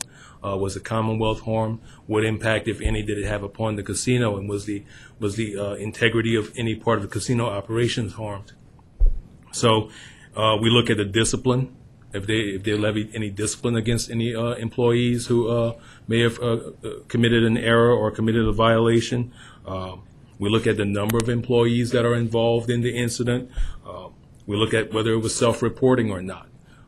Was it something that they failed to cooperate with us on when we were looking into the matter? Did they try to hide information from us? And then we look at subsequent compliance. Have they corrected the matter, and has there been any, since we first warned them about it, or since we first brought it to their attention, have they done the same thing over again? In this particular instance, I think there was only one other time in Harris history, I think it was, that they failed to comply or went outside of their internal controls and did something else without the board's approval, or without getting the necessary approvals. So we took that into consideration. And we also took into consideration that subsequent accounting, no money was missing. No one ran off with the funds or anything like that. We also took into consideration whether or not someone was trying to do something to evade the regulatory process. We think it was just a manager who was new to the job and was trying to find a more efficient way of doing something as opposed to going through the internal control process. So we looked into all those things, and that's how we came up with this fine. If you could speak to additional matters that may be in negotiation, are we likely to see Harris before us in the next few months? Do you have anything in the pipeline? No, we have no other matters in the pipeline that would result in a consent agreement against Harris. And if it may be unfair to ask you this question because, Cassandra, you're specifically here on Harris, and we're talking about that today, but how does the number of consent agreements for this facility stack up around the state? I know Mr. Bauman's sincere in saying even one's too many. I was just wondering how these 21 over the last 3 years or so stack up versus other facilities in our group of approved casinos. I would say it's definitely on the high end. It's higher than any other casino that we have in the Commonwealth. I think, I could speculate as to why that is. I think that would be helpful. I appreciate it. Well, I think you have a number of employees that are new to the casino industry. You have a high turnover rate at Harris. I mean, it's very competitive for employees. An employee gets experience and they move on to a casino that might be paying more, that might be offering more, or that they just want a change of location. So there's also that high turnover.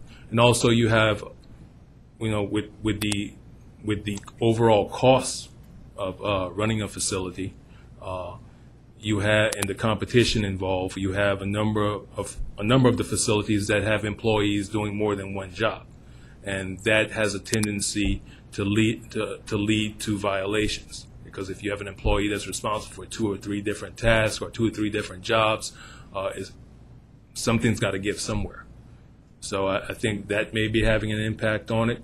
I'm not there every day. I can only speculate as to those things. I don't think that it's reflective of the leadership at Harris. I think Mr. Bauman has done a good job of trying to wrap his arms around this. And we have to also remember, and I don't know what impact this has on it, but the parent company is going through a bankruptcy right now. And so they're going to look at every dollar that is spent. The bankruptcy judge is going to look at every dollar spent. So all those things have a way of impacting a facility. Thankfully, our facility is healthy financially. Harris is healthy financially. They've done a good job of maintaining their books and ensuring that there's enough revenue to cover the cost of various things. But I can't say that all the blame is going to lie specifically on our property. So with that said, like I said, it's only speculation on my part. I appreciate your putting that forward. And it goes to the specific point that I wanted to ask you, Mr. Ballin, about the bankruptcy and so forth. Are you appropriately staffed, and are you receiving the support you need from the Harris Corporation? Yes. I knew you would answer it that way, but I just wanted to ask you. Yeah, I mean, if you recall, right, the property itself is not in bankruptcy, right? The parent above us is. The bankruptcy has had zero impact or effect on us and doesn't enter into our daily business needs, staffing needs, or anything. The money that the property makes, in fact, we have our own balance sheet. So that money doesn't even go back up to the parent. It sits with the property. So that has zero impact. I can staff the property any way I see fit. That's my job. I don't have anybody upstairs going, hey, cut a busboy today because we need to make $2. That doesn't happen. In terms of the contributing factors that Cyrus was putting forward, yeah, turnover is certainly one of them. We work in a very, very difficult area to source employees. Chester is, everybody has kids here, so if your kid could work on the main line, Philadelphia or Chester, you're probably choosing the main line or Philadelphia first. So sourcing employees is certainly a challenge, and resulting turnover is a challenge. Our turnover number is about 29%, so about 1/3. And those areas, particularly in table games, where dealers can go on to get a better toke rate at a property that has a different type of clientele, certainly is a contributing factor. It is by no means an excuse, but it's something that we have to think through a little bit. And that also impacts us in some of the supervisory and manager ranks. Turnover is not 30% in those ranks, but certainly that contributes to it. The other factor that we deal with is we do, because of our company, move people from other markets, and they are not accustomed to the amount of regulation that we have in the state of Pennsylvania.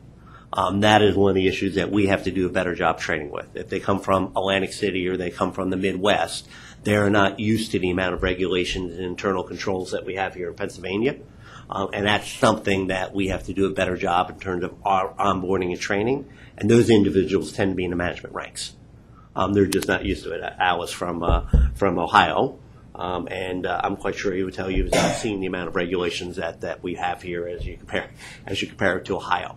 So and again, that is on us to do a better job to train those individuals on. But those would be the contributing factors. It is not a staffing issue trying to get people to multitask in a job. We have the same jobs and spreads that I think you'll find anywhere else. Do you believe addressing salaries and bonus based upon performance for all different type of employees may be an appropriate direction for the facility to ensure more adherence to our regulations? I'm comfortable, confident in our compensation. For those you who have not seen it, we were recently named the #1 workplace to work for in the entire Philadelphia region, so amongst all businesses. So #2 is PricewaterhouseCoopers. I'm sure the average person there makes more than a dealer. Our closest competitor was #10. The other ones weren't even on the map. So we are definitely an employer of choice. Our employee engagement scores are #1 in the entire company. So I assure you it's not an engagement issue or it's not a compensation issue. They're well compensated, and there are bonus programs in place, including for the line level employees, which most businesses don't do, which are service-based. But everybody has a chance. Every single employee in Harris, Philadelphia has a chance to earn incremental or bonus dollars based upon some metric.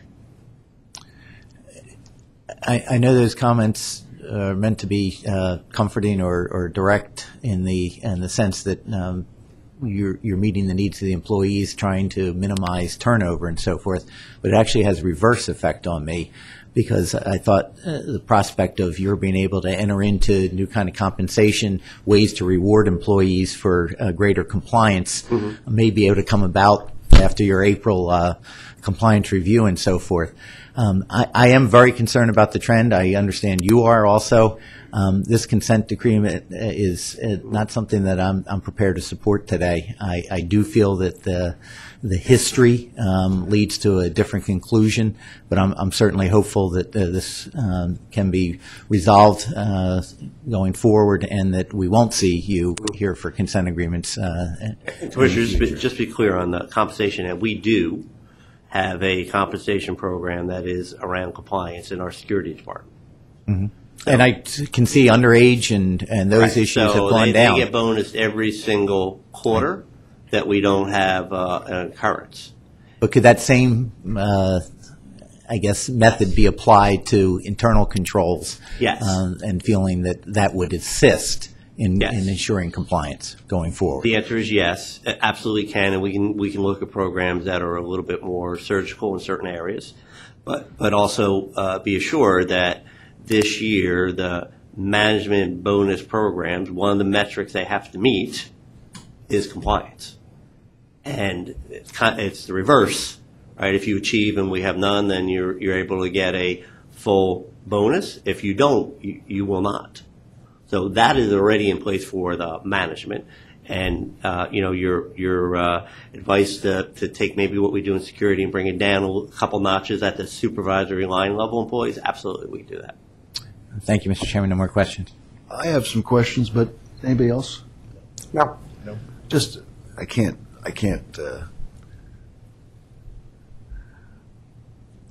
slightly tongue-in-cheek, if you're the number one place to work, I guess your biggest problem down there is that your employees must not recognize it, or else they wouldn't be running off to work in other casinos. So maybe you got it as an internal advertising problem. I take it face value that you must be a good place to work, but you wouldn't have such high turnover if your own employees realized that.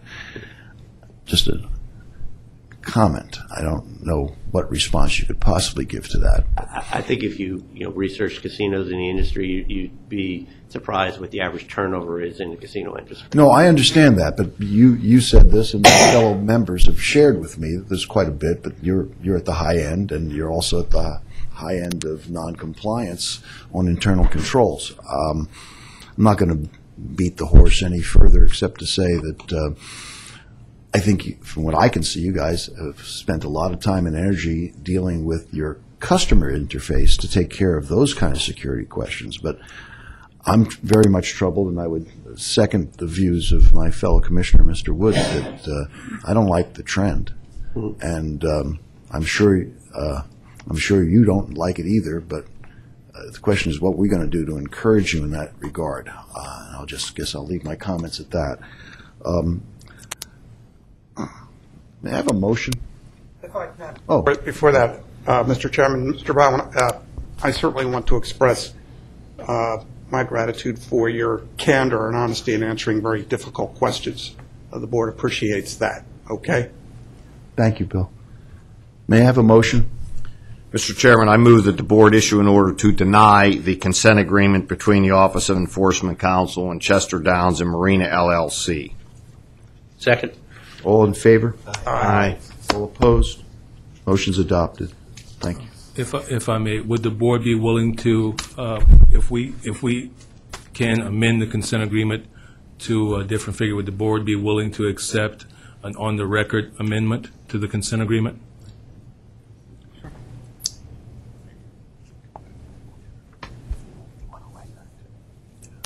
I would suggest that the best way to do that is you should talk among yourselves. You've heard our views up here, and maybe just bring this back the next public session. Okay, I appreciate it. Thank you.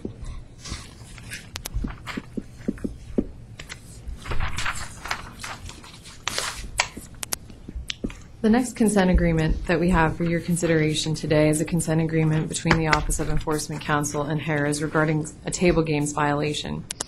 On September 29, 2015, while removing a deck from an automatic shuffler, the table games dealer dropped the deck. After collecting the cards that were on the table, she hand shuffled the deck and began dealing. At no time did she count the cards in the deck prior to dealing. At the end of the deck, a patron noticed a card from the deck on the floor. 34 hands were played with the deck while it was short one card. Following review of this matter, the Office of Enforcement Counsel and Harris entered into a consent agreement wherein Harris will pay a fine in the amount of $15,000 and cost of $2,500. We ask the board approve the consent agreement as presented today, and again, we're available for questions. Any comments from Chester beyond what we've already discussed? Thank you, Mr. Chairman. Bill Downey for Chester Downs and Marina. We have no further comments other than to support the recitation. Questions or comments on the board on this matter? May I have a motion? Mr. Chairman, I move that the board issue an order to approve the consent agreement between the Office of Enforcement Counsel and Chester Downs and Marina LLC as described by the Office of Enforcement Counsel. Second. All in favor? Aye. Aye. All opposed? Motion's adopted. Next matter on the agenda is a consent agreement that has been negotiated between the Office of Enforcement Counsel and Downs Racing LP doing business as Mohegan Sun Pocono. The matter will be presented by Assistant Enforcement Counsel Kim Adams. Representatives from Downs are here. Mr. Stewart is here on behalf of Downs. And with that, I'll turn it over to Assistant Enforcement Counsel Kim Adams. Mr. Chairman of the Board, Mr. Chairman, members of the Board, good morning. Kim Adams, Office of Enforcement Counsel. The next consent agreement for your consideration is between the Office of Enforcement Counsel and Mohegan Sun Pocono, whereby Mohegan Sun will be acknowledging 4 incidents of underage gaming. The first incident occurred on March 27, 2015, when a 20-year-old patron gained entry to the gaming floor after a security officer failed to ask the patron for identification. The underage patron gamed at both blackjack and roulette, wherein the table games dealer failed to ask the patron for the identification. It was only when a table game supervisor asked the underage patron for identification that it was discovered that he was 20 years old. The underage patron was on the gaming floor for 1 hour and played 45 hands of blackjack and or roulette. The Office of Enforcement Counsel will be requesting this underage patron be placed on the involuntary exclusion list later today.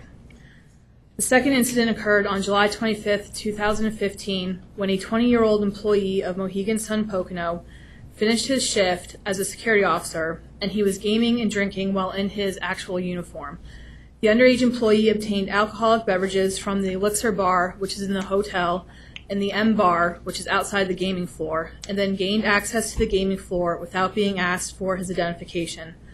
On 2 separate occasions, the underage employee attempted to buy chips at 2 separate blackjack tables. However, when he was unable to produce identification, the table games dealers refused to let him buy chips. The underage employee then gamed at slot machines for approximately 19 minutes until a table games dealer notified security that an underage off-duty employee was on the gaming floor. The underage employee was on the floor for 1 hour and 15 minutes.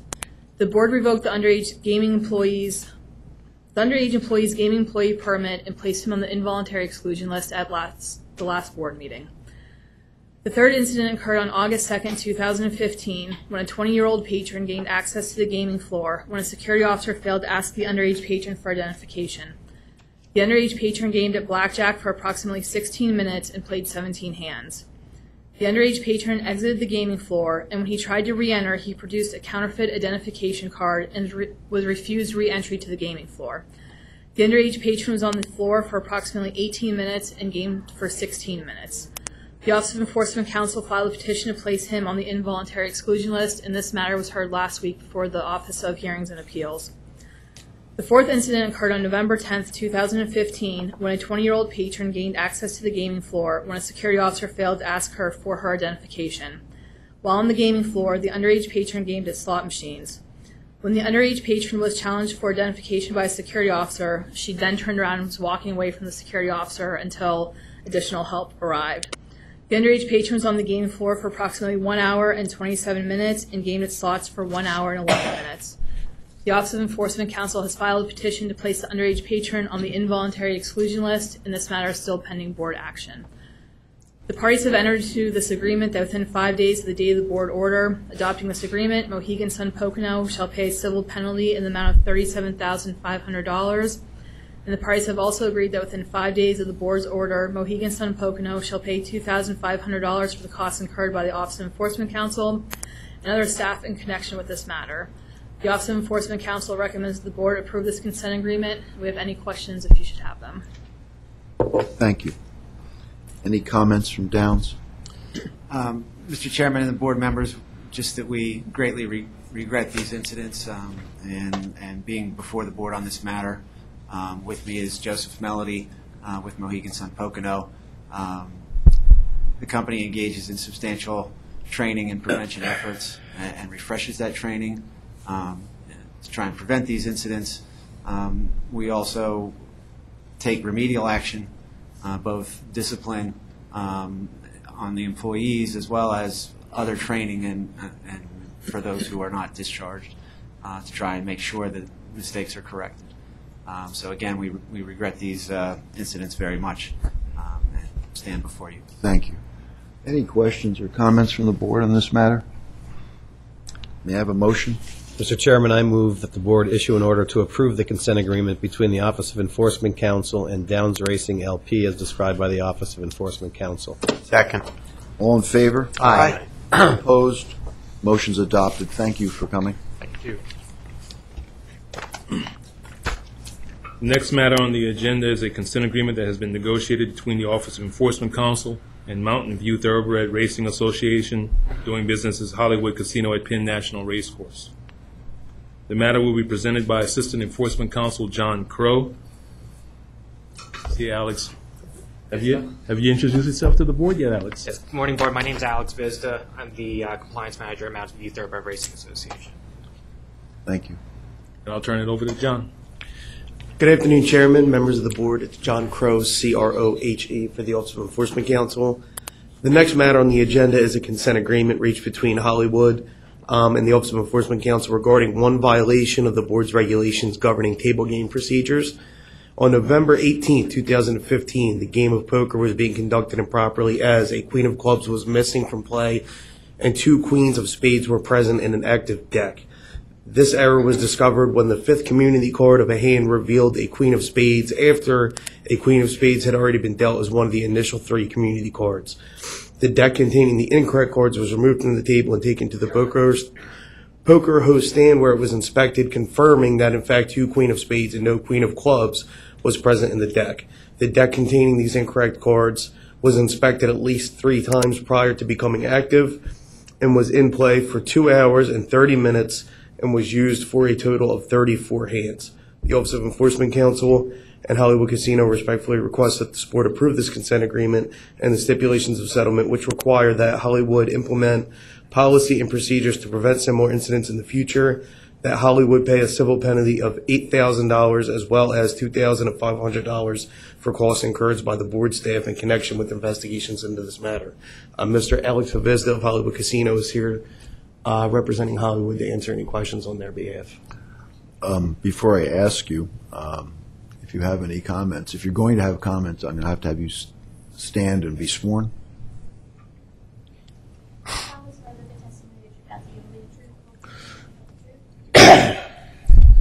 Thank you.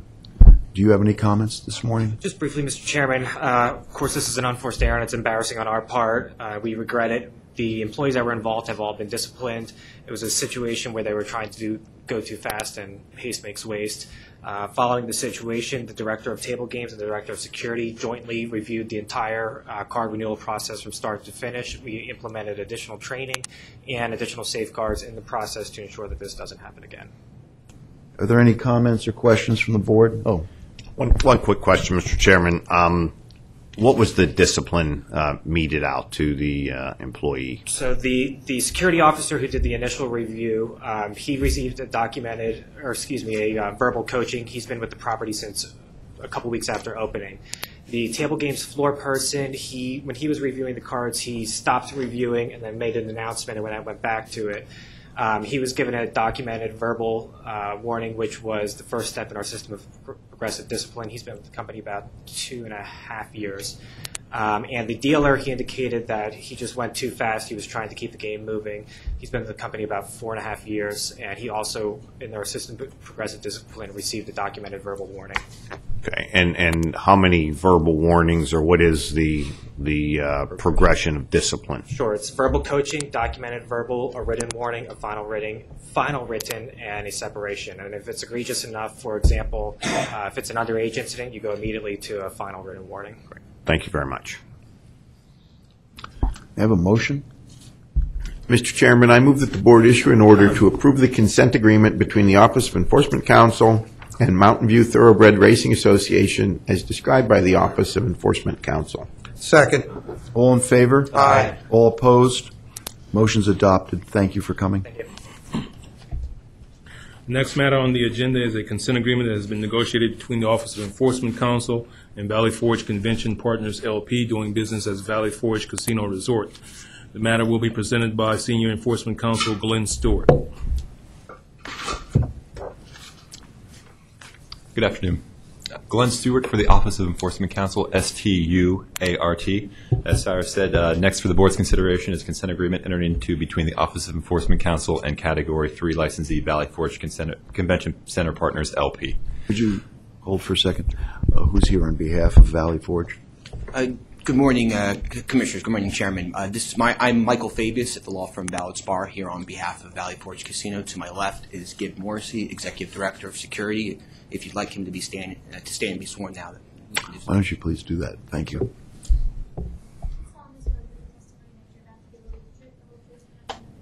Yes, I do. Thank you. On September 2nd, 2015, an individual on the board's self-exclusion list gained access to Valley Forge's gaming floor as the guest of a seasonal dining club member.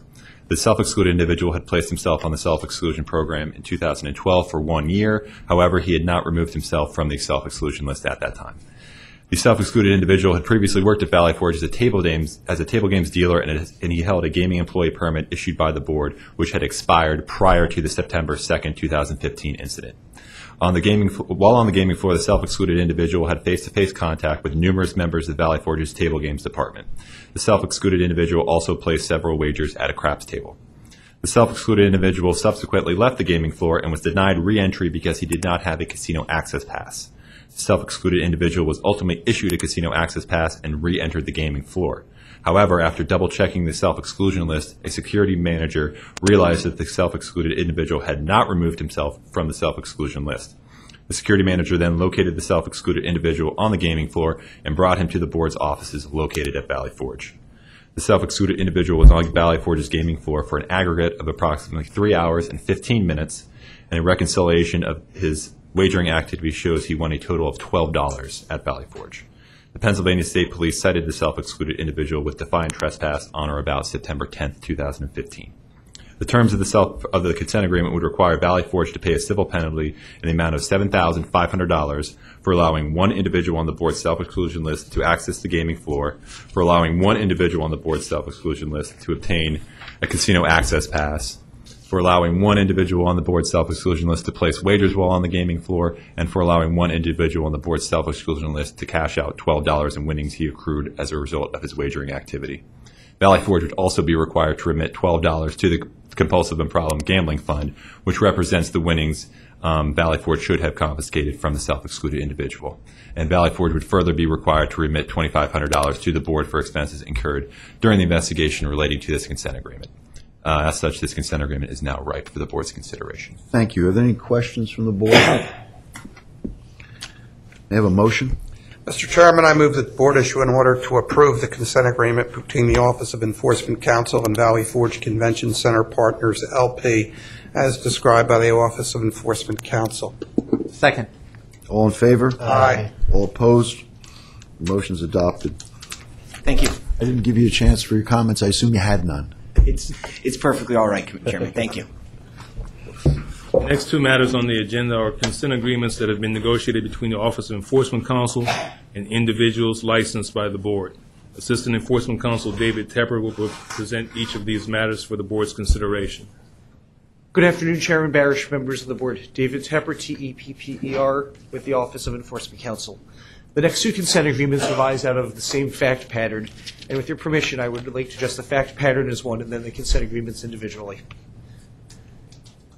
Sylvia Austin and Dwayne Sanderson were both arrested by the Pocono Mountain Regional Police Department in January 16 and charged with multiple felonies and misdemeanors related to activities arising out of drug distribution, possession, firearms possession, and endangering the welfare of children. Sylvia Austin is the holder of a non-gaming employee registration permit. On January 20th, 2016, the board's executive director issued an emergency order of suspension of her non-gaming employee registration. Ms. Austin's attorney has represented to me that he's unavailable to be here today, as he is attached in the Court of Common Pleas of Monroe County. However, he has discussed this with his client and is amenable to the terms of the consent agreement. At this point, the Office of Enforcement Counsel requests that the Board approve the consent agreement for the emergency suspension of Sylvia Austin's non-gaming employee permit registration to remain in effect until further order of the Board. Thank you. Any questions from the board? You have a motion? Mr. Chairman, I move that the board issue an order to approve the consent agreement between the Office of Enforcement Counsel and Sylvia Austin as described by the Office of Enforcement Counsel. Second. All in favor? Aye. All opposed? Motion's adopted. Dwayne Sanderson is the holder of a gaming employee permit. On January 20th, 2016, the board's executive director issued an order for the emergency suspension of his gaming employee permit.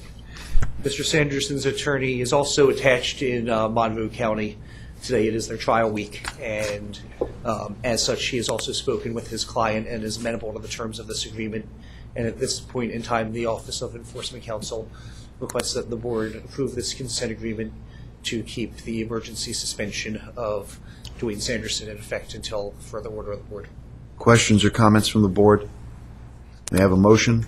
Mr. Chairman, I move that the board issue an order to approve the consent agreement between the Office of Enforcement Counsel and Dwayne Sanderson as described by the Office of Enforcement Counsel. Second.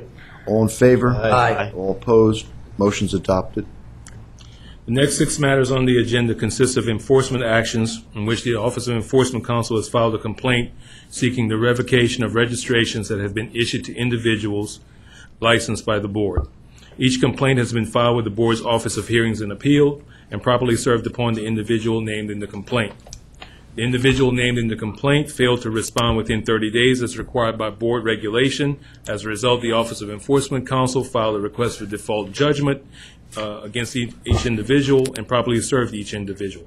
Thereby, each of the facts in each complaint are deemed admitted. All filed documents have been provided to the board, and the matters are presently ripe for the board's consideration. In each matter, we'll read a brief summation of the facts and request the appropriate board action. The first matter for your consideration today is a complaint to revoke the non-gaming employee registration of Julie Blanche. Ms. Blanche stole money from Mount Airy while working as a bartender. She was fired from Mount Airy, but criminal charges were not pursued. At this point in time, the Office of Enforcement Counsel requests that the board revoke Julie Blanche's non-gaming employee registration. Questions or comments from the board? May I have a motion?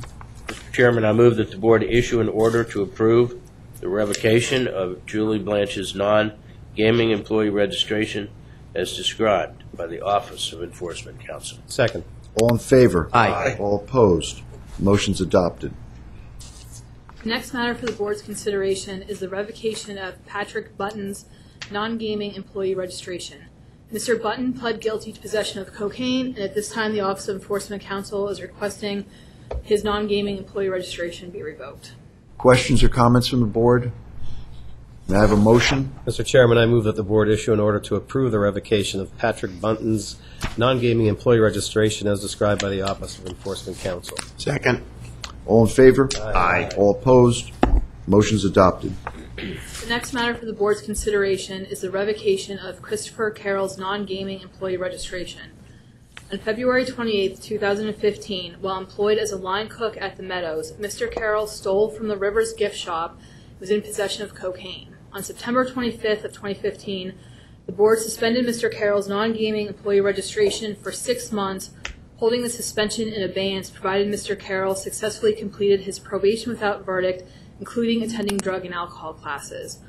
On November 13th of 2015, Mr. Carroll was terminated from the Meadows for failing to submit to a reasonable suspicion drug test after he showed signs of intoxication while at work. Additionally, Mr. Carroll failed to provide documentation to the Office of Enforcement Counsel that he complied with the September 25th, 2015 board order. For all the above reasons, the Office of Enforcement Counsel is requesting Mr. Carroll's non-gaming employee registration be revoked. Questions or comments from the board? May I have a motion? Mr. Chairman, I move that the board issue an order to approve the revocation of Christopher Carroll's non-gaming employee registration as described by the Office of Enforcement Counsel. Second. All in favor? Aye. All opposed? Motion's adopted. The next matter for the board's consideration is the revocation of Thomas Neer's non-gaming employee registration. While employed as an environmental service attendant at Mohegan Sun Pocono, Mr. Neer took a cell phone belonging to a patron that was left behind at a slot machine. Mr. Neer was criminally charged, and his charges are still pending. At this time, the Office of Enforcement Counsel is requesting Mr. Neer's non-gaming employee registration be revoked. Questions or comments from the board? May I have a motion? Mr. Chairman, I move that the board issue an order to approve the revocation of Thomas Neer's non-gaming employee registration as described by the Office of Enforcement Counsel. Second. All in favor? Aye. All opposed? Motion's adopted. The next matter for the board's consideration is the revocation of Brian Oglesalley's non-gaming employee registration. While employed as a valet attendant at Mohegan Sun Pocono, he would remove money from patrons' vehicles as he was parking them. He was criminally charged, and his charges are still pending. At this time, the Office of Enforcement Counsel is requesting Mr. Oglesalley's non-gaming employee registration be revoked. Any questions from the board? May I have a motion? Mr. Chairman, I move that the board issue an order to approve the revocation of Brian Oglesalley's non-gaming employee registration as described by the Office of Enforcement Counsel. Second. All in favor? Aye. All opposed? Motion's adopted. Next for the board's consideration is the revocation of Lisa Pierce's non-gaming registration. While working as a beverage server at Lady Luck Casino, Ms. Pierce admitted to stealing money from a common kitty jar. Other beverage servers at Lady Luck Casino contributed their own money to the common kitty jar in order to make change during their shifts and to purchase other items for work. On January 25th, 2016, Ms. Pierce pled guilty to theft by unlawful taking in relation to her actions, and she was placed in the ARD program for 6 months. As such, the revocation of Lisa Pierce's non-gaming registration is now ripe for the board's consideration. Questions or comments from the board? May I have a motion? Mr. Chairman, I move that the board issue an order to approve the revocation of Lisa Pierce's non-gaming employee registration as described by the Office of Enforcement Counsel. Second. All in favor? Aye. All opposed? Motion's adopted. The remaining 14 matters on the agenda consist of enforcement actions in which the Office of Enforcement Counsel has filed petitions seeking the involuntary exclusion of individuals whose presence in a licensed facility are inimical to the interests of the Commonwealth and are licensed gaming therein. In each instance, the petition for exclusion has been filed with the Board's Office of Hearings and Appeal and properly served upon the individual named in the petition. The individual named in the petition failed to respond within 30 days as required by board regulation. As a result, the Office of Enforcement Counsel filed a request for default judgment in each instance and properly served the default judgment upon each individual. Thereby, all facts in each petition are deemed admitted. All filed documents have been provided to the board, and the matters are presently ripe for the board's consideration. In each instance, we'll provide a brief summary of the facts and request appropriate board action. Next for the board's consideration is the placement of Konstantinos Vilios on the board's involuntary exclusion list. Mr. Vilios pled guilty to 2 counts of theft of property in relation to his theft of over $400 in gaming vouchers from other patrons while at the Meadows Casino and Racetrack. The thefts occurred over multiple days. Mr. Vilios was sentenced to an aggregate of 2 years of probation as a result of his actions. As such, the Office of Enforcement Counsel requests the placement of Konstantinos Vilios on the board's involuntary exclusion list. Questions or comments from the board? May I have a motion? Mr. Chairman, I move that the board issue an order to approve the addition of Konstantinos Vilios to the PGCB involuntary exclusion list as described by the Office of Enforcement Counsel. Second. All in favor? Aye. All opposed? Motion's adopted. Mr. Chairman, members of the board, I have for your consideration today a petition to place Christina Idera on the board's exclusion list. Ms. Idera kept bets at Mount Airy, and as a result of this conduct was criminally charged and convicted.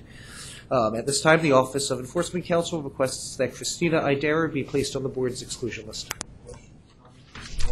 Have a motion? Mr. Chairman, I move that the board issue an order to approve the addition of Christine Idera to the Pennsylvania Gaming Control Board involuntary exclusion list as described by the Office of Enforcement Counsel. Second. All in favor? Aye. All opposed? Motion's adopted. Next, for your consideration, I have a petition to place Thomas Pacheco on the board's exclusion list. Mr. Pacheco cheated while playing poker at Mount Airy, and as a result of this conduct, he was criminally charged and convicted. At this time, the Office of Enforcement Counsel requests that Thomas Pacheco be placed on the board's exclusion list. Questions or comments from the board? May I have a motion? Mr. Chairman, I move that the board issue an order to approve the addition of Thomas Pacheco to the PGCB involuntary exclusion list as described by the Office of Enforcement Counsel. Second. All in favor? Aye. All opposed? Motion's adopted. Good afternoon, Chairman Barish, members of the board. Dustin Miller on behalf of the Office of Enforcement Counsel. The next matter today is a request for placement on the board's excluded persons list involving John Giglio. The Office of Enforcement Counsel filed a petition to place Mr. Giglio on the exclusion list on January 19, 2016 for cheating by capping bets while playing Let It Ride at Parks Casino. Based upon the foregoing, the Office of Enforcement Counsel asked that the board place John S. Giglio on the board's excluded persons list. Questions or comments from the board? They have a motion. Mr. Chairman, I move that the board issue an order to approve the addition of John S. Giglio to the PGCB involuntary exclusion list as described by the Office of Enforcement Counsel. Second. All in favor? Aye. All opposed? Motion's adopted. The next three matters are related and arise out of the same fact pattern. With the permission of the board, I'd like to read one set of facts and then request placement on the exclusion list for each individual. On or about July 12, 2015, arrest warrants were issued by Pennsylvania State Police for Elmer Weldon and Travis Woodcock regarding an incident that occurred at Parks Casino on January 13, 2013. In that incident, Mr. Weldon, Mr. Woodcock, and a third individual, Daniel Haber, were observed on the gaming floor of Parks Casino rapidly inserting large amounts of U.S. currency into slot machines with little to no gaming by the individuals. This type of activity is consistent with money laundering. Mr. Weldon was found in possession of $8,000, and Mr. Woodcock and Mr. Haber each had $6,000. After Mr. Weldon, Mr. Woodcock, and Mr. Haber were taken into custody by Pennsylvania State Police, a search of their vehicle revealed $22,000 in cash, a scale, and controlled substances.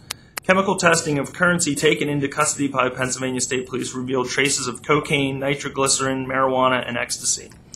All three individuals were criminally charged for the incident. The Office of Enforcement Counsel filed a petition to place Mr. Haber on the exclusion list on December 8, 2015 for attempting to launder money at Parks Casino. Based upon the foregoing, the Office of Enforcement Counsel asked that the board place Daniel Haber on the board's excluded persons list. Questions or comments from the board? May I have a motion? Mr. Chairman, I move that the board issue an order to approve the addition of Daniel Haber to the PGCB involuntary exclusion list as described by the Office of Enforcement Counsel. Second. All in favor? Aye. All opposed? Motion's adopted. Likewise, the Office of Enforcement Counsel filed a petition to place Mr. Weldon on the exclusion list on December 8, 2015 for attempting to launder money at Parks Casino. Based upon the foregoing, the Office of Enforcement Counsel asked that the board place Elmer Weldon on the board's excluded persons list. Questions or comments from the board? May I have a motion? Mr. Chairman, I move that the board issue an order to approve the addition of Elmer M. Weldon to the Pennsylvania Gaming Control Board involuntary exclusion list as described by the Office of Enforcement Counsel. Second. All in favor? Aye. All opposed? The motion's adopted. And finally, the Office of Enforcement Counsel filed a petition to place Mr. Woodcock on the exclusion list on December 8, 2015 for attempting to launder money at Parks Casino. Based upon the foregoing, the Office of Enforcement Counsel asked that the board place Travis Woodcock on the board's excluded persons list. Questions or comments from the board? May I have a motion? Mr. Chairman, I move that the board issue an order to approve the addition of Travis Woodcock to the PGCB involuntary exclusion list as described by the Office of Enforcement Counsel. Second. All in favor? Aye. All opposed? Motion's adopted. The next matter for the board's consideration is the placement of Christopher Elias on the involuntary exclusion list. Mr. Elias gained entry to Mohegan Sun Pocono gaming floor when he was 20 years old and gamed at blackjack and roulette. Mr. Elias was on the gaming floor for 1 hour and 38 minutes and gamed for 1 hour. He was criminally charged under our Act. At this time, the Office of Enforcement Counsel is requesting Mr. Elias be placed on the involuntary exclusion list. Questions or comments from the board? May I have a motion? Mr. Chairman, I move that the board issue an order to approve the addition of Christopher A. Elias to the Pennsylvania Gaming Control Board involuntary exclusion list as described by the Office of Enforcement Counsel. I further move that Mr. Elias may petition to be removed from the involuntary exclusion list after 1 year. Second. All in favor? Aye. All opposed? Motion's adopted.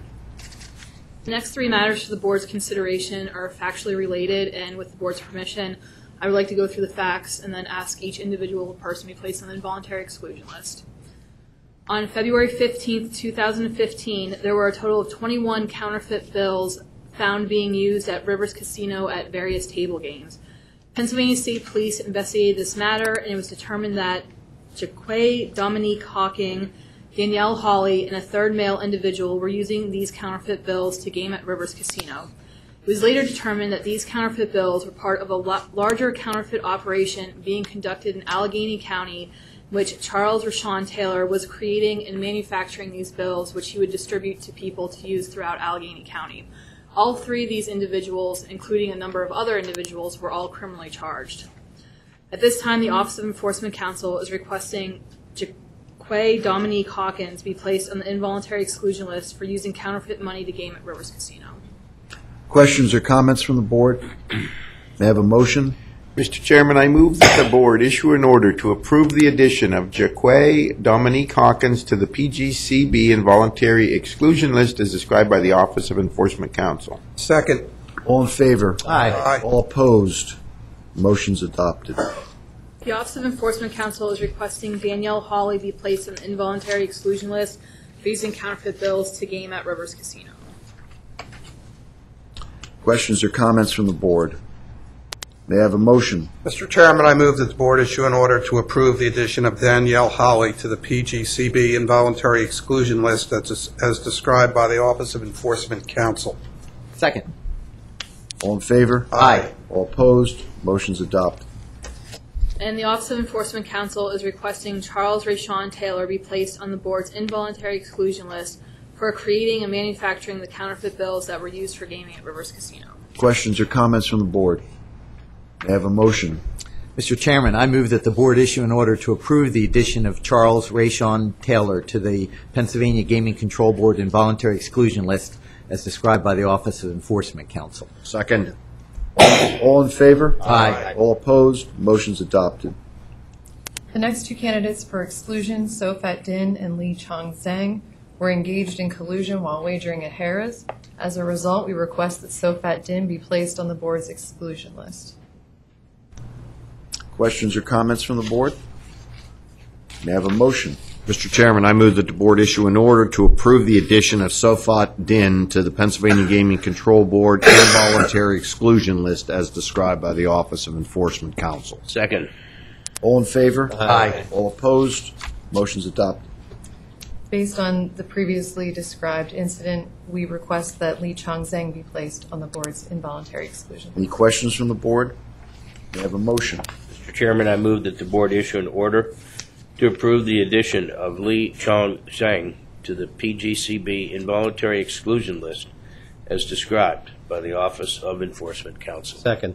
All in favor? Aye. All opposed? The motion's adopted. Finally, we have for your consideration a request to place Michael Finelli on the board's exclusion list. Mr. Finelli was observed past posting a wager at Harrah's and damaging property at Parks.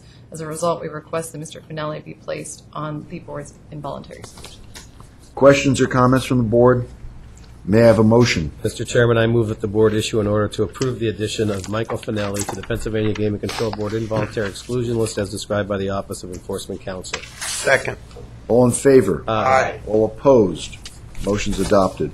Thank you. That concludes our business. Thank you.